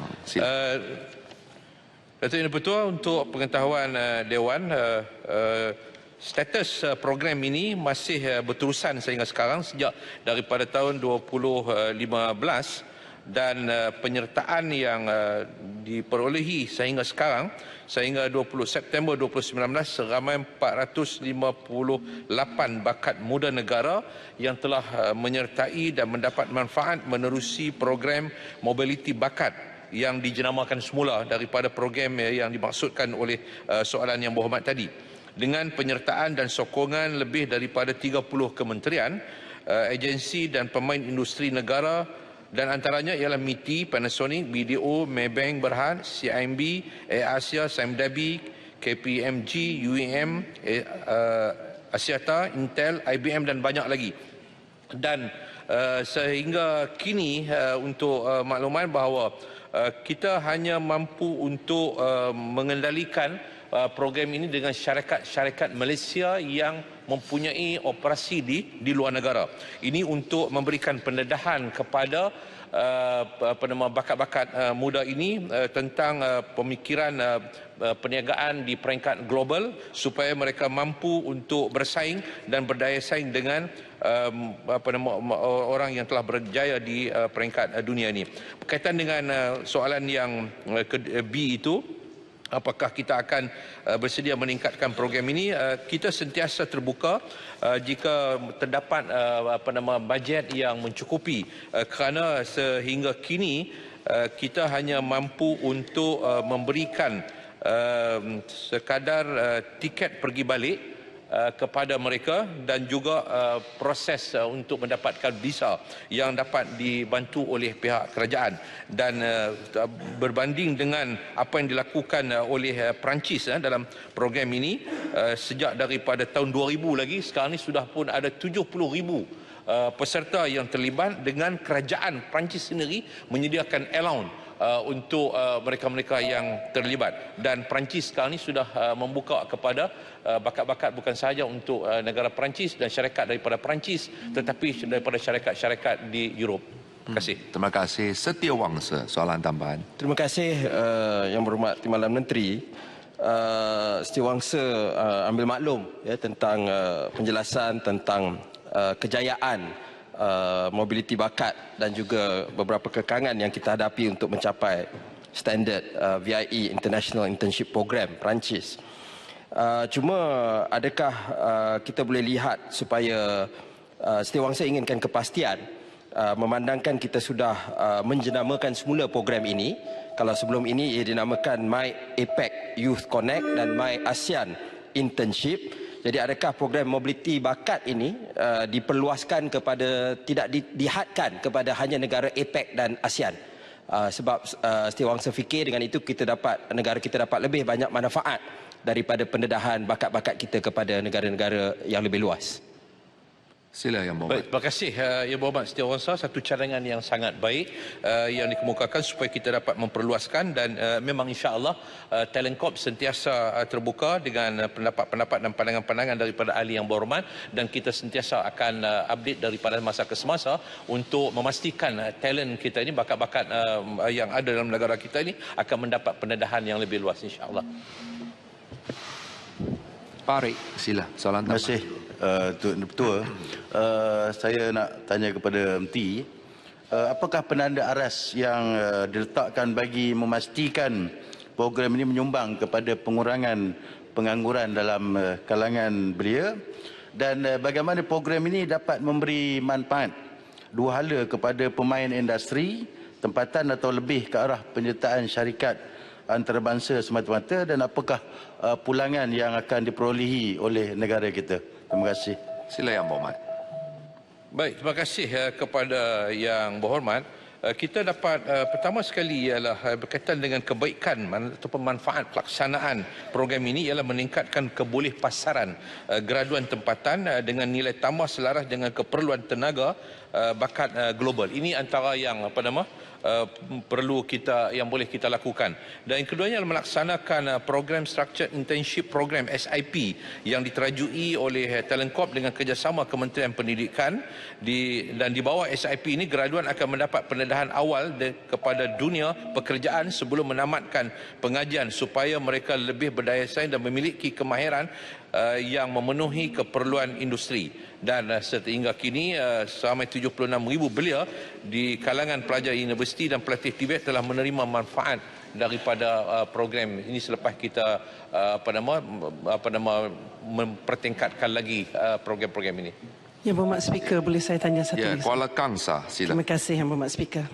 Yang Berhormat Menteri, saya ingin bertanya mengenai program Value Perdana Korporat yang dilaksanakan di bawah kelolaan Kementerian Belia dan Sukan. Menterinya ada di sini. Dilihat mampu memberi tambah nilai kepada syarikat-syarikat berkaitan kerajaan dalam aspek pengambilan bakat muda yang knowledgeable dan insightful dengan izin dari segi kepimpinan. Soalan saya, melalui peruntukan khusus dalam bajet 2020, adakah kementerian akan bekerjasama dengan Kementerian Belia dan Sukan untuk mengenal pasti anak-anak muda yang berpotensi dari program tersebut untuk diserap masuk sebagai pegawai tadbir diplomatik di di kementerian ataupun ditempatkan di pejabat ketua eksekutif syarikat korporat multinasional di dalam negara. Terima kasih. Sila Yang Berhormat. So itu dalam jawapan saya di awal tadi, kita telah pun menyebut iaitu kita bersama dengan berbagai-bagai kementerian yang terlibat dalam kerjasama ini, kolaborasi ini, dan insya-Allah kita akan bekerjasama daripada masa ke semasa termasuk dengan Kementerian Belia dan Sukan untuk kita melihat di mana merupakan keperluan-keperluan yang terbaik untuk kita berikan kepada bakat-bakat kita insya-Allah. Terima kasih Tuan Haji Wan Hassan bin Muhammad Lamli, Dungun. Sila. Terima kasih Yang Dipertua. Soalan nombor 12. Sila Yang Berhormat Menteri. Tuan Yang Dipertua, untuk makluman Yang Berhormat Dungun, tumpuan kerajaan adalah ke arah memastikan pembangunan yang seimbang dilaksanakan merentasi wilayah dan negeri. Ia adalah penting bagi memastikan supaya setiap lapisan masyarakat dapat menikmati pembangunan yang adil dan saksama serta kesejahteraan semua rakyat terjamin berdasarkan konsep kemakmuran bersama atau dengan izin shared prosperity. Wawasan kemakmuran bersama merupakan agenda nasional yang akan memandu hala tuju negara secara lebih holistik bagi tempoh 2021 hingga 2030 untuk menjadikan Malaysia sebagai sebuah negara yang terus membangun secara mampan dengan pengagihan ekonomi yang adil dan saksama, inklusif merentasi kumpulan pendapatan etnik, wilayah dan rantaian bekalan. Pelaksanaan WKB akan diterjemahkan untuk tempoh 10 tahun dalam rancangan Malaysia ke-12 dan rancangan Malaysia ke-13. Matlamat WKB adalah untuk menyediakan taraf hidup yang wajar atau dengan izin decent standard of living kepada semua rakyat Malaysia menjelang tahun 2030 dengan memberikan fokus kepada usaha untuk menangani jurang kekayaan dan pendapatan, merentasi wilayah termasuk negeri-negeri serta penduduk luar bandar dan bandar. Ini adalah penting supaya negeri-negeri kurang membangun dan golongan penduduk yang ketinggalan dapat dibawa bersama dalam arus kemajuan negara, nasib mereka terbela dan keupayaan ekonomi mereka diperkasa. Objektif kedua dalam WKB iaitu menangani jurang kekayaan dan pendapatan, menumpukan usaha untuk merapatkan jurang ekonomi di antara kelas pendapatan etnik, wilayah dan rantaian bekalan. Bagi menangani jurang ekonomi antara kumpulan pendapatan, tumpuan kerajaan adalah untuk mewujudkan aktiviti ekonomi bernilai tinggi dan pekerjaan berpendapatan tinggi yang menyumbang kepada usaha untuk merapatkan jurang ekonomi di antara kumpulan pendapatan. Dalam konteks jurang antara wilayah termasuk negeri-negeri serta kawasan bandar dan luar bandar, kerajaan menyedari bahawa jurang pengagihan ekonomi bagi kawasan tersebut makin melebar. Justru di bawah teras strategik ke-6 WKB iaitu keterangkuman wilayah, pemetaan kawasan titik panas ekonomi atau economic hotspots dengan izin akan dilaksanakan bagi mengenal pasti kawasan-kawasan yang berpotensi sebagai pusat aktiviti ekonomi yang mampan. Pemilihan strategi bagi setiap lokasi yang ditetapkan adalah berasaskan kepada kekuatan dan keunikan di kawasan tersebut. Dalam teras strategik kedua, terdapat 15 cadangan aktiviti pertumbuhan ekonomi utama yang dikenal pasti. Antaranya ialah ekonomi digital dan pertanian pintar untuk mengembangkan dan merancakkan lagi aktiviti ekonomi merentasi wilayah dan negeri. Tuan Yang Dipertua, kerajaan yakin dan percaya bahawa usaha kerajaan untuk merapatkan jurang pembangunan merentasi wilayah dan negeri serta penduduk luar bandar dan bandar akan tercapai melalui pelaksanaan WKB ini. Dasar dan strategi serta pelan tindakan berkaitan sedang giat dirangka oleh Kementerian Hal Ehwal Ekonomi dan akan dibentangkan dalam rancangan Malaysia ke-12 pada tahun hadapan. Terima kasih. Soalan tambahan pertama, silakan Yang Berhormat Terima kasih Yang Dipertua dan terima kasih kepada Menteri atas jawapan yang telah diberikan. Kita telah melalui 4 dasar wawasan negara. Yang pertama dengan dasar ekonomi baru, kemudian dasar pembangunan nasional, kemudian dasar wawasan negara yang melibatkan yang akhir wawasan 2020. Lalu apakah telah ada rekod dan juga pengkalan data untuk menjadi keutamaan kepada menteri dalam buat penilaian bagi menyelesaikan jurang perbezaan di antara negeri dan juga rakyat dalam kawasan bandar dan luar bandar. Terima kasih. Terima kasih Yang Berhormat Dungun. Kita sedia maklum bahawa negara telah memperkenalkan beberapa dasar untuk membangunkan negara Malaysia seperti yang disebut sebelum ini, dasar ekonomi baru, dasar pembangunan nasional, wawasan 2020. Tetapi dalam mana-mana wawasan ataupun dasar yang dibentangkan, ianya merupakan satu unjuran dan perancangan untuk satu tempoh jangka yang telah ditetapkan. Malangnya kita mendapati bahawa hasrat dan matlamat wawasan 2020 ini tidak dapat dicapai dalam masa setahun yang akan datang. Namun kita juga mengakui beberapa kejayaan telah pun dicapai di sepanjang tempoh pelaksanaan dasar-dasar yang kita cerahkankan tadi. Maka untuk memastikan hasrat kerajaan dan aspirasi rakyat untuk melihat supaya kekayaan negara dan kemakmuran ini dapat dikongsi secara adil dan saksama, kita terpaksa revive balik atau menyemak balik unjuran-unjuran ini dan meletakkan satu sasaran baru menjelang 2030 dengan memastikan pembangunan luar bandar itu diberikan keutamaan. Kerana setelah 60 tahun negara kita merdeka, kita masih lagi melihat tahap kemiskinan yang perlu diberikan perhatian di beberapa, bukan sahaja negeri tetapi di peringkat daerah juga. Kadang-kadang dalam satu negeri di antara daerah dengan daerah juga ada satu jurang yang besar yang perlu diberikan perhatian. Maka antara matlamat yang telah saya gariskan tadi, bukan sahaja kita melihat usaha untuk merapatkan kesenjangan di antara negeri dan negeri, tetapi di antara luar bandar dan juga di antara daerah dengan daerah dan wilayah dan juga kesenjangan pendapatan. Angka-angka yang disebut oleh Yang Berhormat Dungun tadi memang kita ada. Sebab itu berdasarkan angka-angka dan pencapaian yang telah kita capai, kita perlu semak semula supaya hasrat WKB ini dapat dicapai dalam tempoh yang ditetapkan. Kita yakin kali ini dalam tempoh 10 tahun, matlamat ini dapat dilaksanakan dengan penyertaan dan sambutan yang diberikan oleh rakyat.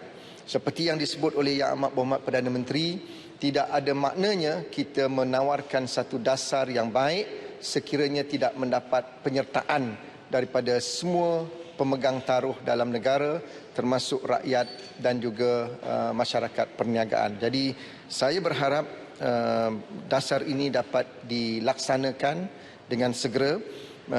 Esok saya akan bertemu dengan pegawai-pegawai tertinggi kerajaan di peringkat persekutuan dan juga peringkat negeri, kerana anggota perkhidmatan awam merupakan satu pemegang taruh yang amat penting, tulang belakang kerajaan untuk memastikan dasar ini dapat diterjemahkan dalam bentuk program-program dan inisiatif di seluruh negara. Jadi saya percaya pertemuan pagi besok dengan pegawai-pegawai kerajaan di peringkat persekutuan dan negeri yang disusun oleh persekutuan dapat memberikan pencerahan dan kita secara kolektif bersama-sama membangunkan negara dan memberikan kemakmuran kepada semua. Terima kasih. Soalan tambahan kedua di sebelah kanan. Silakan Bu Ford. Terima kasih Tan Sri Yang Dipertua. Bagi mencapai dasar wawasan kemakmuran bersama ni, adakah kerajaan telah membuat kajian bagaimana dapat dicapai untuk menseimbangkan perkembangan ekonomi di antara wilayah dan juga di antara bandar dengan luar bandar? Tadi Yang Berhormat menyebut tentang adanya penyertaan daripada semua pihak yang terlibat, merupakan kumpulan sasar dan pemegang taruh. Selain daripada pegawai-pegawai kerajaan di peringkat persekutuan dan negeri, apakah tindakan lagi untuk membolehkan mereka yang menjadi kumpulan sasar itu, khususnya di luar bandar, juga diambil kira pandangan mereka, penyertaan mereka? Terima kasih. Terima kasih Yang Berhormat Beaufort. Saya menyambut baik cadangan yang diberikan oleh Yang Berhormat dan memang dalam seperti yang saya nyatakan di peringkat awal, antara langkah yang akan kita lakukan ialah untuk menterjemahkan WKB ini dalam pelaksanaan rancangan Malaysia ke-12 yang akan kita bentangkan pada hujung tahun hadapan di Parlimen.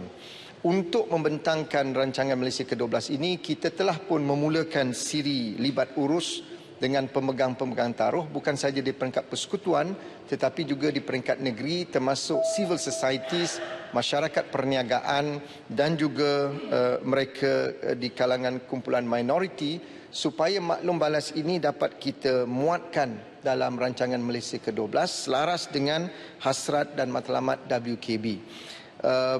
Sebelum ini, rancangan Malaysia 5 tahun ini biasanya digubal di peringkat persekutuan.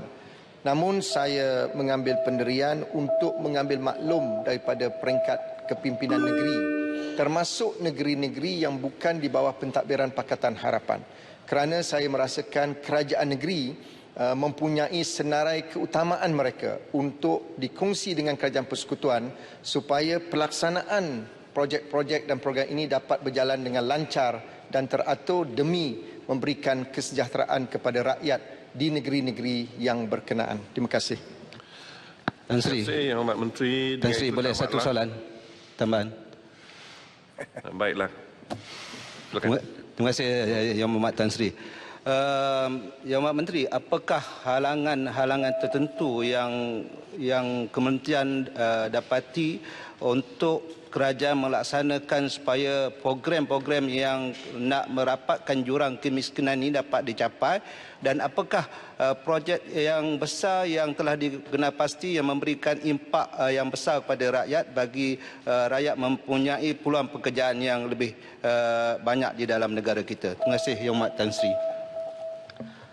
Terima kasih Yang Berhormat Kuala Kerau. Saya percaya Yang Berhormat Kuala Kerau juga sedia maklum antara cabaran global hari ini adalah dengan pendekatan teknologi-teknologi baru yang menuntut kita khususnya generasi muda untuk segera mendakap teknologi-teknologi ini dan menterjemahkan dalam usaha kita untuk meningkatkan produktiviti dan hasil bagi negara dan juga keluarga masing-masing.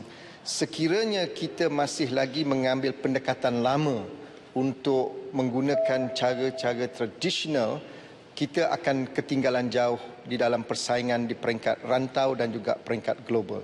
Inilah antara cabaran kita, sebab itu kerajaan dalam Belanjawan 2020 telah memperuntukkan sejumlah peruntukan yang cukup besar untuk melatih anak-anak kita dalam bidang TVET dan menggilap bakat dan talent mereka supaya anak-anak muda ini yang lebih cenderung kepada teknologi-teknologi baru ini dapat segera memenuhi permintaan industri dan juga ekonomi global pada hari ini. Cabaran yang kedua ialah bagaimana kita dapat membangunkan masyarakat yang ingin melihat supaya pendekatan-pendekatan baru untuk meningkatkan produktiviti ini dapat disegerakan. Antara langkah yang telah kita laksanakan ialah mengadakan perbincangan secara terus dengan peneroka-peneroka Felda, peserta Felkra dan Risda, kerana mereka ini antara golongan yang terpenting yang telah menyumbang kepada ekonomi negara sebelum ini dalam industri komoditi khususnya getah dan kelapa sawit. Saranan kita, apakah peneroka dan peserta ini ingin terus kekal di tahap yang sedia ada ataupun generasi baru Felda, Felkra dan Risda bersedia untuk mendakap teknologi-teknologi baru untuk menguruskan ladang-ladang mereka. Sekiranya persefahaman ini dapat dicapai, saya percaya semua pihak akan mendapat hasil yang lebih baik dan meningkatkan produktiviti masing-masing, dan saya percaya dengan inisiatif-inisiatif yang kita perkenalkan dalam WKB termasuk rancangan Malaysia ke-12 dapat memenuhi matlamat yang kita harapkan, insya-Allah. Terima kasih. Terima kasih Pak Menteri. Dengan itu tamatlah sesi soal jawab lisan. Seterusnya usul di bawah Peraturan Mesyuarat 12.1. Terima kasih Tuan Sri Yang di-Pertua. Tuan Sri Yang Dipertua, mengikut Peraturan Mesyuarat 12/1, saya mohon mencadangkan bahawa mesyuarat pada hari ini tidak akan ditangguhkan sehingga selesai dibahas dan diputuskan usul saya sebagai Menteri di Jabatan Perdana Menteri di nombor 1 dalam aturan urusan mesyuarat hari ini dan peringkat jawatankuasa Kementerian Air, Tanah dan Sumber Asli dan Kementerian Pembangunan Luar Bandar bagi rang undang-undang Perbekalan 2020 dan usul anggaran perbelanjaan pembangunan 2020 dan selepas itu Majlis Mesyuarat akan ditangguh sehingga jam 10 pagi hari Khamis 14 hari bulan November 2019. Sekian.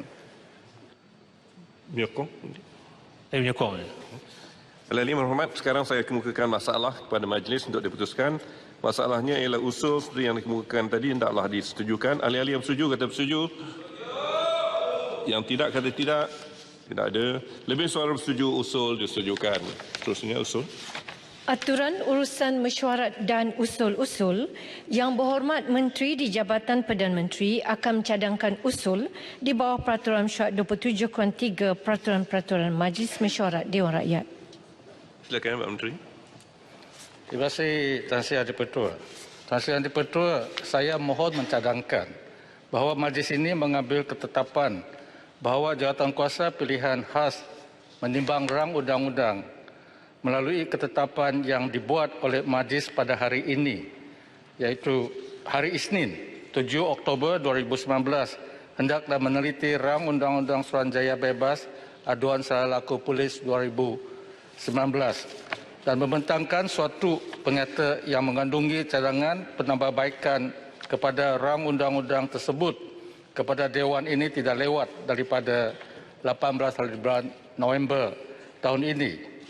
Bahawa jawatankuasa pilihan khas menimbang rang undang-undang memerlukan lebih masa bagi membolehkan jawatankuasa ini meneliti isu-isu yang menjadi perhatian awam dengan lebih menyeluruh dan mendalam sebelum menyedia dan membentangkan pernyataan kepada Dewan ini, dan bahawa majlis membuat ketetapan melanjutkan tarikh bagi jawatankuasa pilihan khas ini membentang suatu pernyataan yang mengandungi cadangan penambahan baikan kepada rang undang-undang tersebut kepada Dewan ini tidak lewat daripada hari Isnin 25 hari bulan November 2019. Tuan Yang Dipertua, saya mohon mencadangkan. Sokong, sokong. Tan Sri.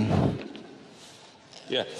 Ahli-ahli yang berhormat, sekarang saya kemukakan masalah kepada majlis bagi diputuskan. Masalah ialah bahawa usul seperti yang dikemukakan oleh Yang Berhormat Menteri di Jabatan Perdana Menteri di bawah perkara satu itu tadi hendaklah disetujukan. Ahli-ahli yang berhormat yang bersetuju kata bersetuju. Yang tidak bersetuju kata tidak. Lebih suara yang bersetuju. Usul disetujukan. Terusnya.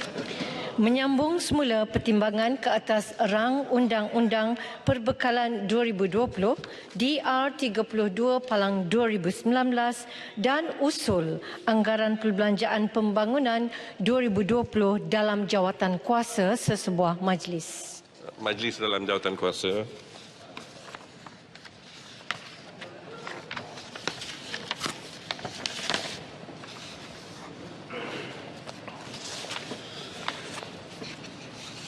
Seperti biasa, ahli-ahli yang berhormat, saya ingin mengumumkan bahawa pada hari ini perbahasan di peringkat jawatankuasa bagi rang undang-undang Perbekalan 2020 untuk Kementerian Air, Tanah dan Sumber Asli dan Kementerian Pembangunan Luar Bandar. Dua kementerian.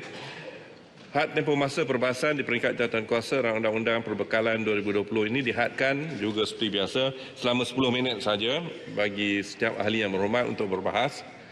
Tertakluk pada masa, kita kurangkan ke 5 minit kalau terlalu ramai orang yang hendak berbahas. Sekian, terima kasih. Dan had masa untuk menteri untuk menjawab juga seperti biasa dalam lingkungan 60 minit. Jadi saya menjemput pembahas yang pertama di sebelah... Oh, kepala, maaf saya pun banyak. Kepala Bekalan B23 dan Kepala Pembangunan P23 di bawah Kementerian Air, Tanah dan Sumber Asli terbuka untuk dibahas. Saya menjemput Yang Berhormat Rembau. Terima kasih pengerusi. Saya sentuh kepala maksud pembangunan B030000 pengurusan hutan dan biodiversiti. Di bawah kerajaan sebelum ini, kita telah mewujudkan Central Forest Spine Master Plan pada tahun 2005 untuk membentuk rangkaian hutan pelindungan yang bersambung melalui pembentukan 10 koridor ekologi bagi kepentingan pemeliharaan dan restorasi biodiversiti kehidupan liar dan alam sekitar. Perkara ini sangat-sangat diperlukan memandangkan jumlah keluasan hutan di Semenanjung telah berkurangan dengan begitu ketara sekali, dan juga CFS ini juga merupakan pusat tadahan air kepada lebih 90% penduduk di Semenanjung. Lebih-lebih lagi kita melihat ribuan hidupan liar telah terbunuh ketika melintasi lebuh raya. Sebab itu kita mewujudkan koridor ekologi tersebut. Kita juga telah mewujudkan dasar kepelbagaian biologi kebangsaan National Biodiversity Plan 2016-2025. Saya nak tanya Menteri, apakah perkembangan semasa Central Forest Spine Master Plan serta National Biodiversity Plan ini memandangkan isu kematian pelbagai kehidupan liar, terutamanya disebabkan kemalangan di lebuh raya semakin banyak dilaporkan. Selain itu, Ketua Polis Negara pada bulan lepas telah mengeluarkan kenyataan bahawa terdapat orang-orang kenamaan VVIP yang menjadi dalang serta terlibat dalam aktiviti pemburuan hidupan liar. Saya ucapkan tahniah kepada pihak perilitan dan juga polis kerana baru-baru ini dalam operasi bersepadu khazanah 47 pemburu haram telah pun ditahan. Saya juga mengambil maklum Menteri sebelum ini juga telah menyatakan Akta Pemeliharaan Hidupan Liar 2010 akan dipinda bagi mengatasi masalah pemburuan haram dengan memasukkan hukuman penjara mandatory. Jadi saya nak tanya Menteri, bilakah jangkaan pindaan kepada akta itu akan dibuat dan sejauh manakah keyakinan pihak kementerian bahawa pindaan ini benar-benar dapat mengekang masalah yang wujud pada ketika ini, dan juga apakah perancangan dari segi penguatkuasaan seperti mana kejayaan operasi bersepadu khazanah untuk kita memastikan bahawa pemburu-pemburu haram ini, terutamanya yang datang daripada luar negara, dapat diambil tindakan terhadap sindiket dan juga kumpulan-kumpulan tersebut. Kepala maksud B04000 pembangunan air. Pada bulan September yang lepas, Menteri telah mengumumkan bahawa kadar baru tarif air di semua negeri akan diumumkan pada penghujung tahun ini selepas mendapat persetujuan daripada Jemaah Menteri.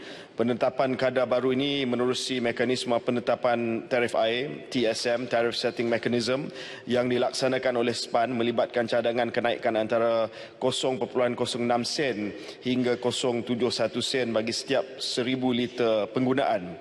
Adakah kenaikan yang dicadangkan ini telah mendapat kata putus daripada Jemaah Menteri, dan sekiranya Jemaah Menteri telah bersetuju, berapakah kadar tarif akhir yang telah ditetapkan mengikut jenis penggunaan domestik dan industri bagi setiap negeri, yang pasti kita sangat-sangat menantikan kenaikan tarif air ini, dan kita nak tahu sama ada satu keputusan muktamad telah pun dibuat oleh Jemaah Menteri. Kepala maksud B020200 ukur dan pemetaan Malaysia. Buat masa ini, Malaysia telah memuktamadkan sempadan maritim dan perairan antarabangsa sepanjang 3,990 km.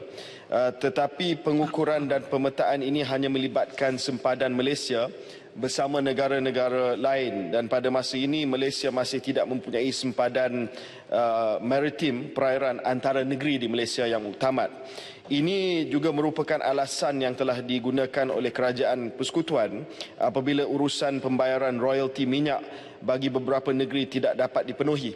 Sebelum ini, Menteri Hal Ehwal Ekonomi telah menyatakan bayaran royalti minyak daripada 10 lapangan pengeluaran minyak tidak akan dibayar kepada Kelantan, Terengganu dan Pahang selagi kerajaan belum dapat menentukan persempadanan perairan antara ketiga negeri terbabit. Ini kenyataan daripada Menteri Hal Ehwal Ekonomi.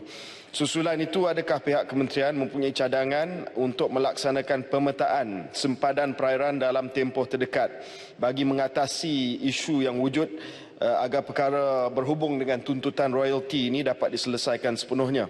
Saya percaya isu yang berterusan hanya akan menyebabkan perkara yang sama terus berulang pada masa hadapan seolah-olah tiada penghujung kepada isu royalti ini, dan saya harap salah satu daripada sebab yang diberikan iaitu sempadan perairan antara negeri dapat diselesaikan dan mungkin menteri dapat memberi penjelasan tentang perkara tersebut.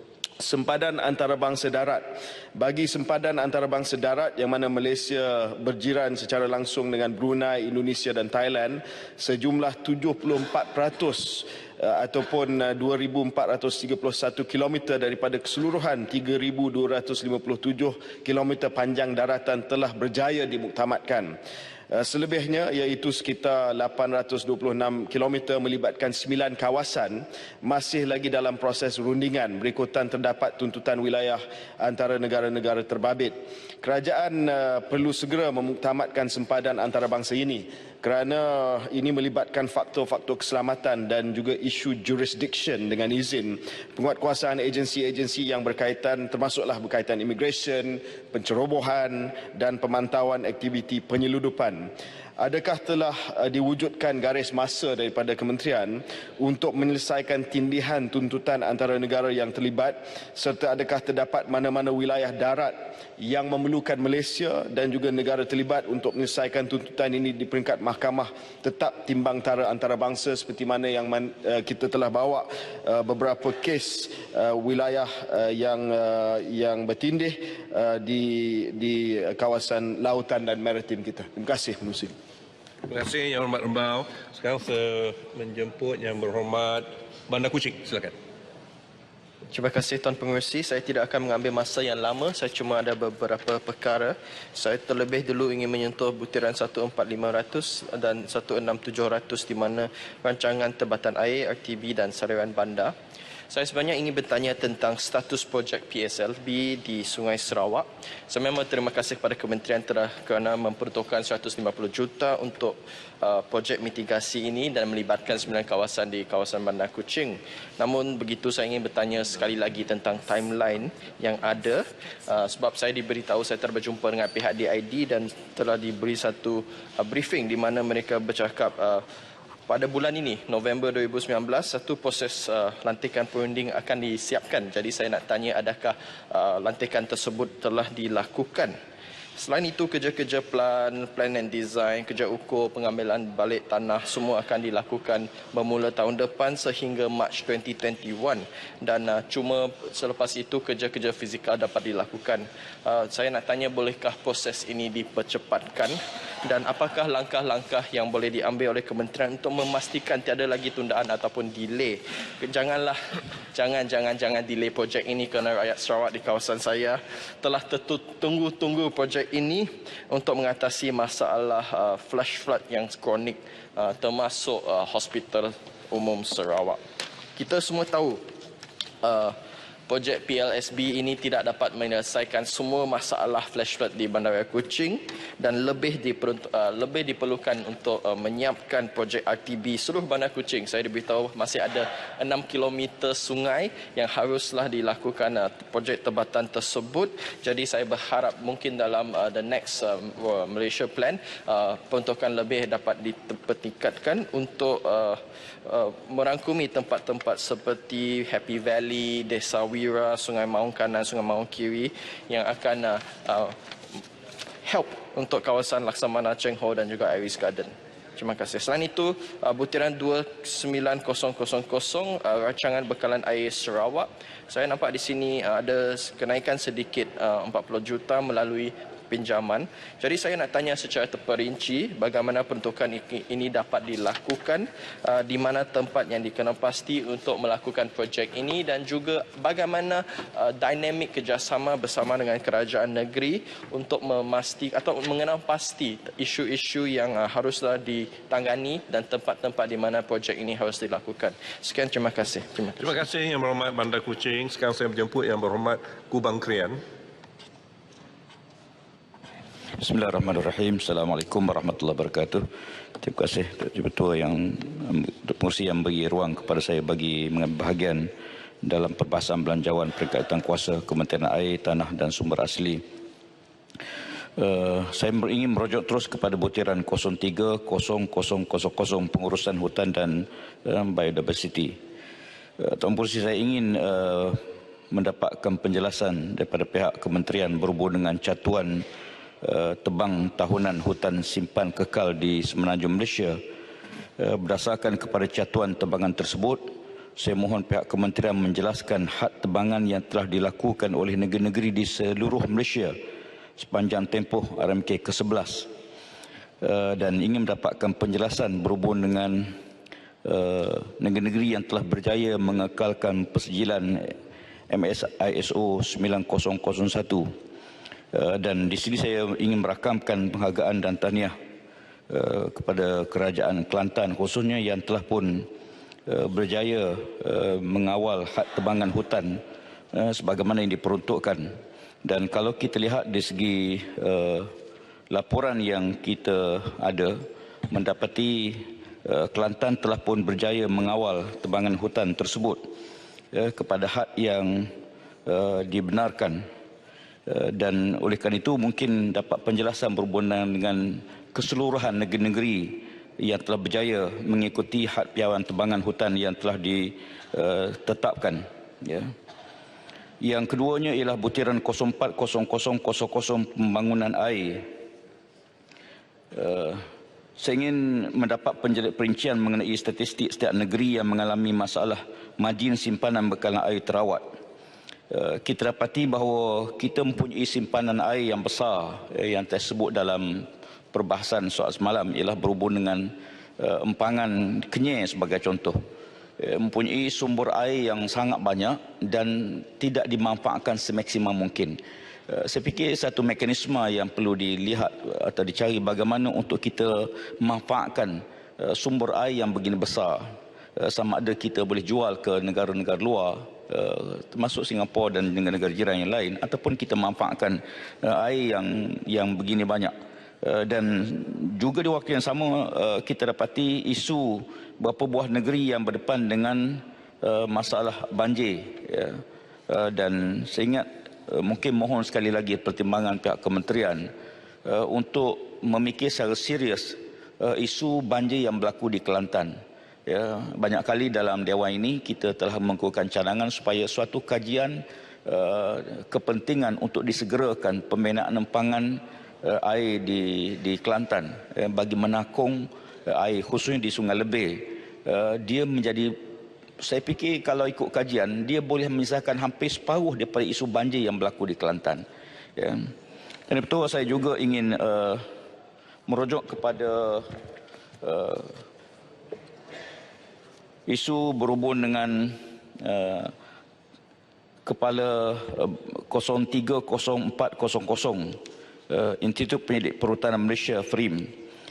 Kita ingin dapat penjelasan hingga setakat ini berapa banyak hutan yang telah pun ditebang dan ditanam semula. Sebab kalau kita lihat hutan simpang kekal yang ada di Malaysia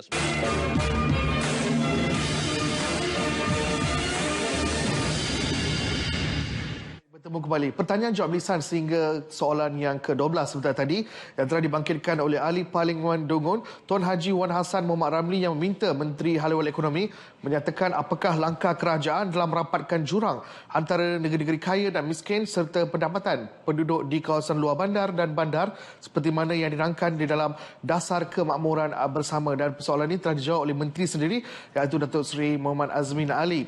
Baik, ketika ini juga perbahasan rang undang-undang perbekalan 2020 sedang berlangsung di bawah bidang kuasa Kementerian Pembangunan Luar Bandar.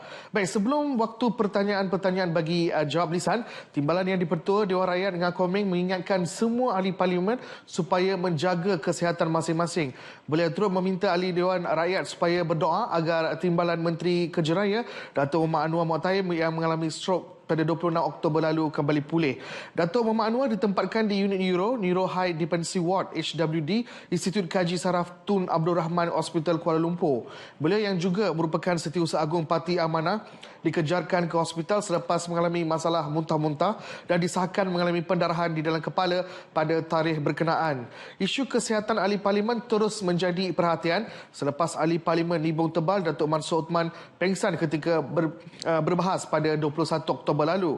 Timbalan Menteri Komunikasi dan Multimedia Aidin Shazil Said pula mengalami sesak nafas ketika berada di dalam Dewan baru-baru ini dan dikejarkan ke Institut Jantung Negara IJN. Baik, kita terus ke pertanyaan jawab lisan pada hari ini, iaitu soalan pertama berhubung dengan daftar pemilih. Apabila sesuatu daftar pemilih itu diperakui dan diwartakan, ia menjadi muktamad dan tidak boleh lagi dipersoal atau dicabar di mana-mana mahkamah. Jelas Timbalan Menteri di Jabatan Perdana Menteri Muhammad Hanifah Maidin, sekiranya daftar pemilih dipersoalkan, ia akan menjejas tugas Suruhanjaya Pilihan Raya SPR dalam pendaftaran pengundi. Beliau menjawab pertanyaan ahli Parlimen Kota Melaka, Ko Poiting yang mempersoal berkenaan data pemilih tidak boleh dicabar di mahkamah. Tambah Muhammad Hanifah lagi, proses keseluruhan pengesahan daftar pemilih akan mengambil masa selama 4 hingga 5 bulan mulai bulan pertama setiap suku tahun oleh pihak SPR. Baik, seterusnya adalah soalan kedua berkenaan dengan pertubuhan belia. Peruntukan untuk pertubuhan belia tidak dipotong, sebaliknya di struktur semula. Jelas Menteri Belia dan Sukan Sheikh Sadiq Syed Abdul Rahman, keputusan itu dibuat bagi memastikan dana tersebut digunakan untuk menganjur lebih banyak program belia di peringkat akar umbi. Ia berbeza dengan situasi sebelum ini apabila peruntukan lebih diberikan tumpuan kepada hal ehwal pentadbiran sahaja. Tambah Sheikh Sadiq, setiap pertubuhan belia daerah dan negeri diberikan potongan diskaun sekiranya mahu menggunakan kemudahan fasiliti di bawah kementeriannya untuk sebarang acara yang melibatkan belia. Penjelasan itu bagi menjawab perwakilan ahli Parlimen Gerik, Datuk Hasbullah Osman. Dalam perkembangan berkaitan, sesadi maklumkan kementerian juga bersedia untuk berikan insentif kepada pertumbuhan belia yang melantik lebih banyak golongan wanita dan belia berusia 30 tahun ke bawah ke dalam struktur kepimpinan mereka. Baik, itu merupakan antara jawapan bagi pertanyaan-pertanyaan jawab lisan pada hari ini. Baik, kepada anda yang ingin mengikuti persidangan Dewan Rakyat secara langsung, anda boleh melayari laman sesama myclick.rtm.go.my atau melalui aplikasi telefon pintar RTM Mobile. Baik, sekian saja langsung dari Parlimen. Saya Mohan Cina Sami. Salam hormat.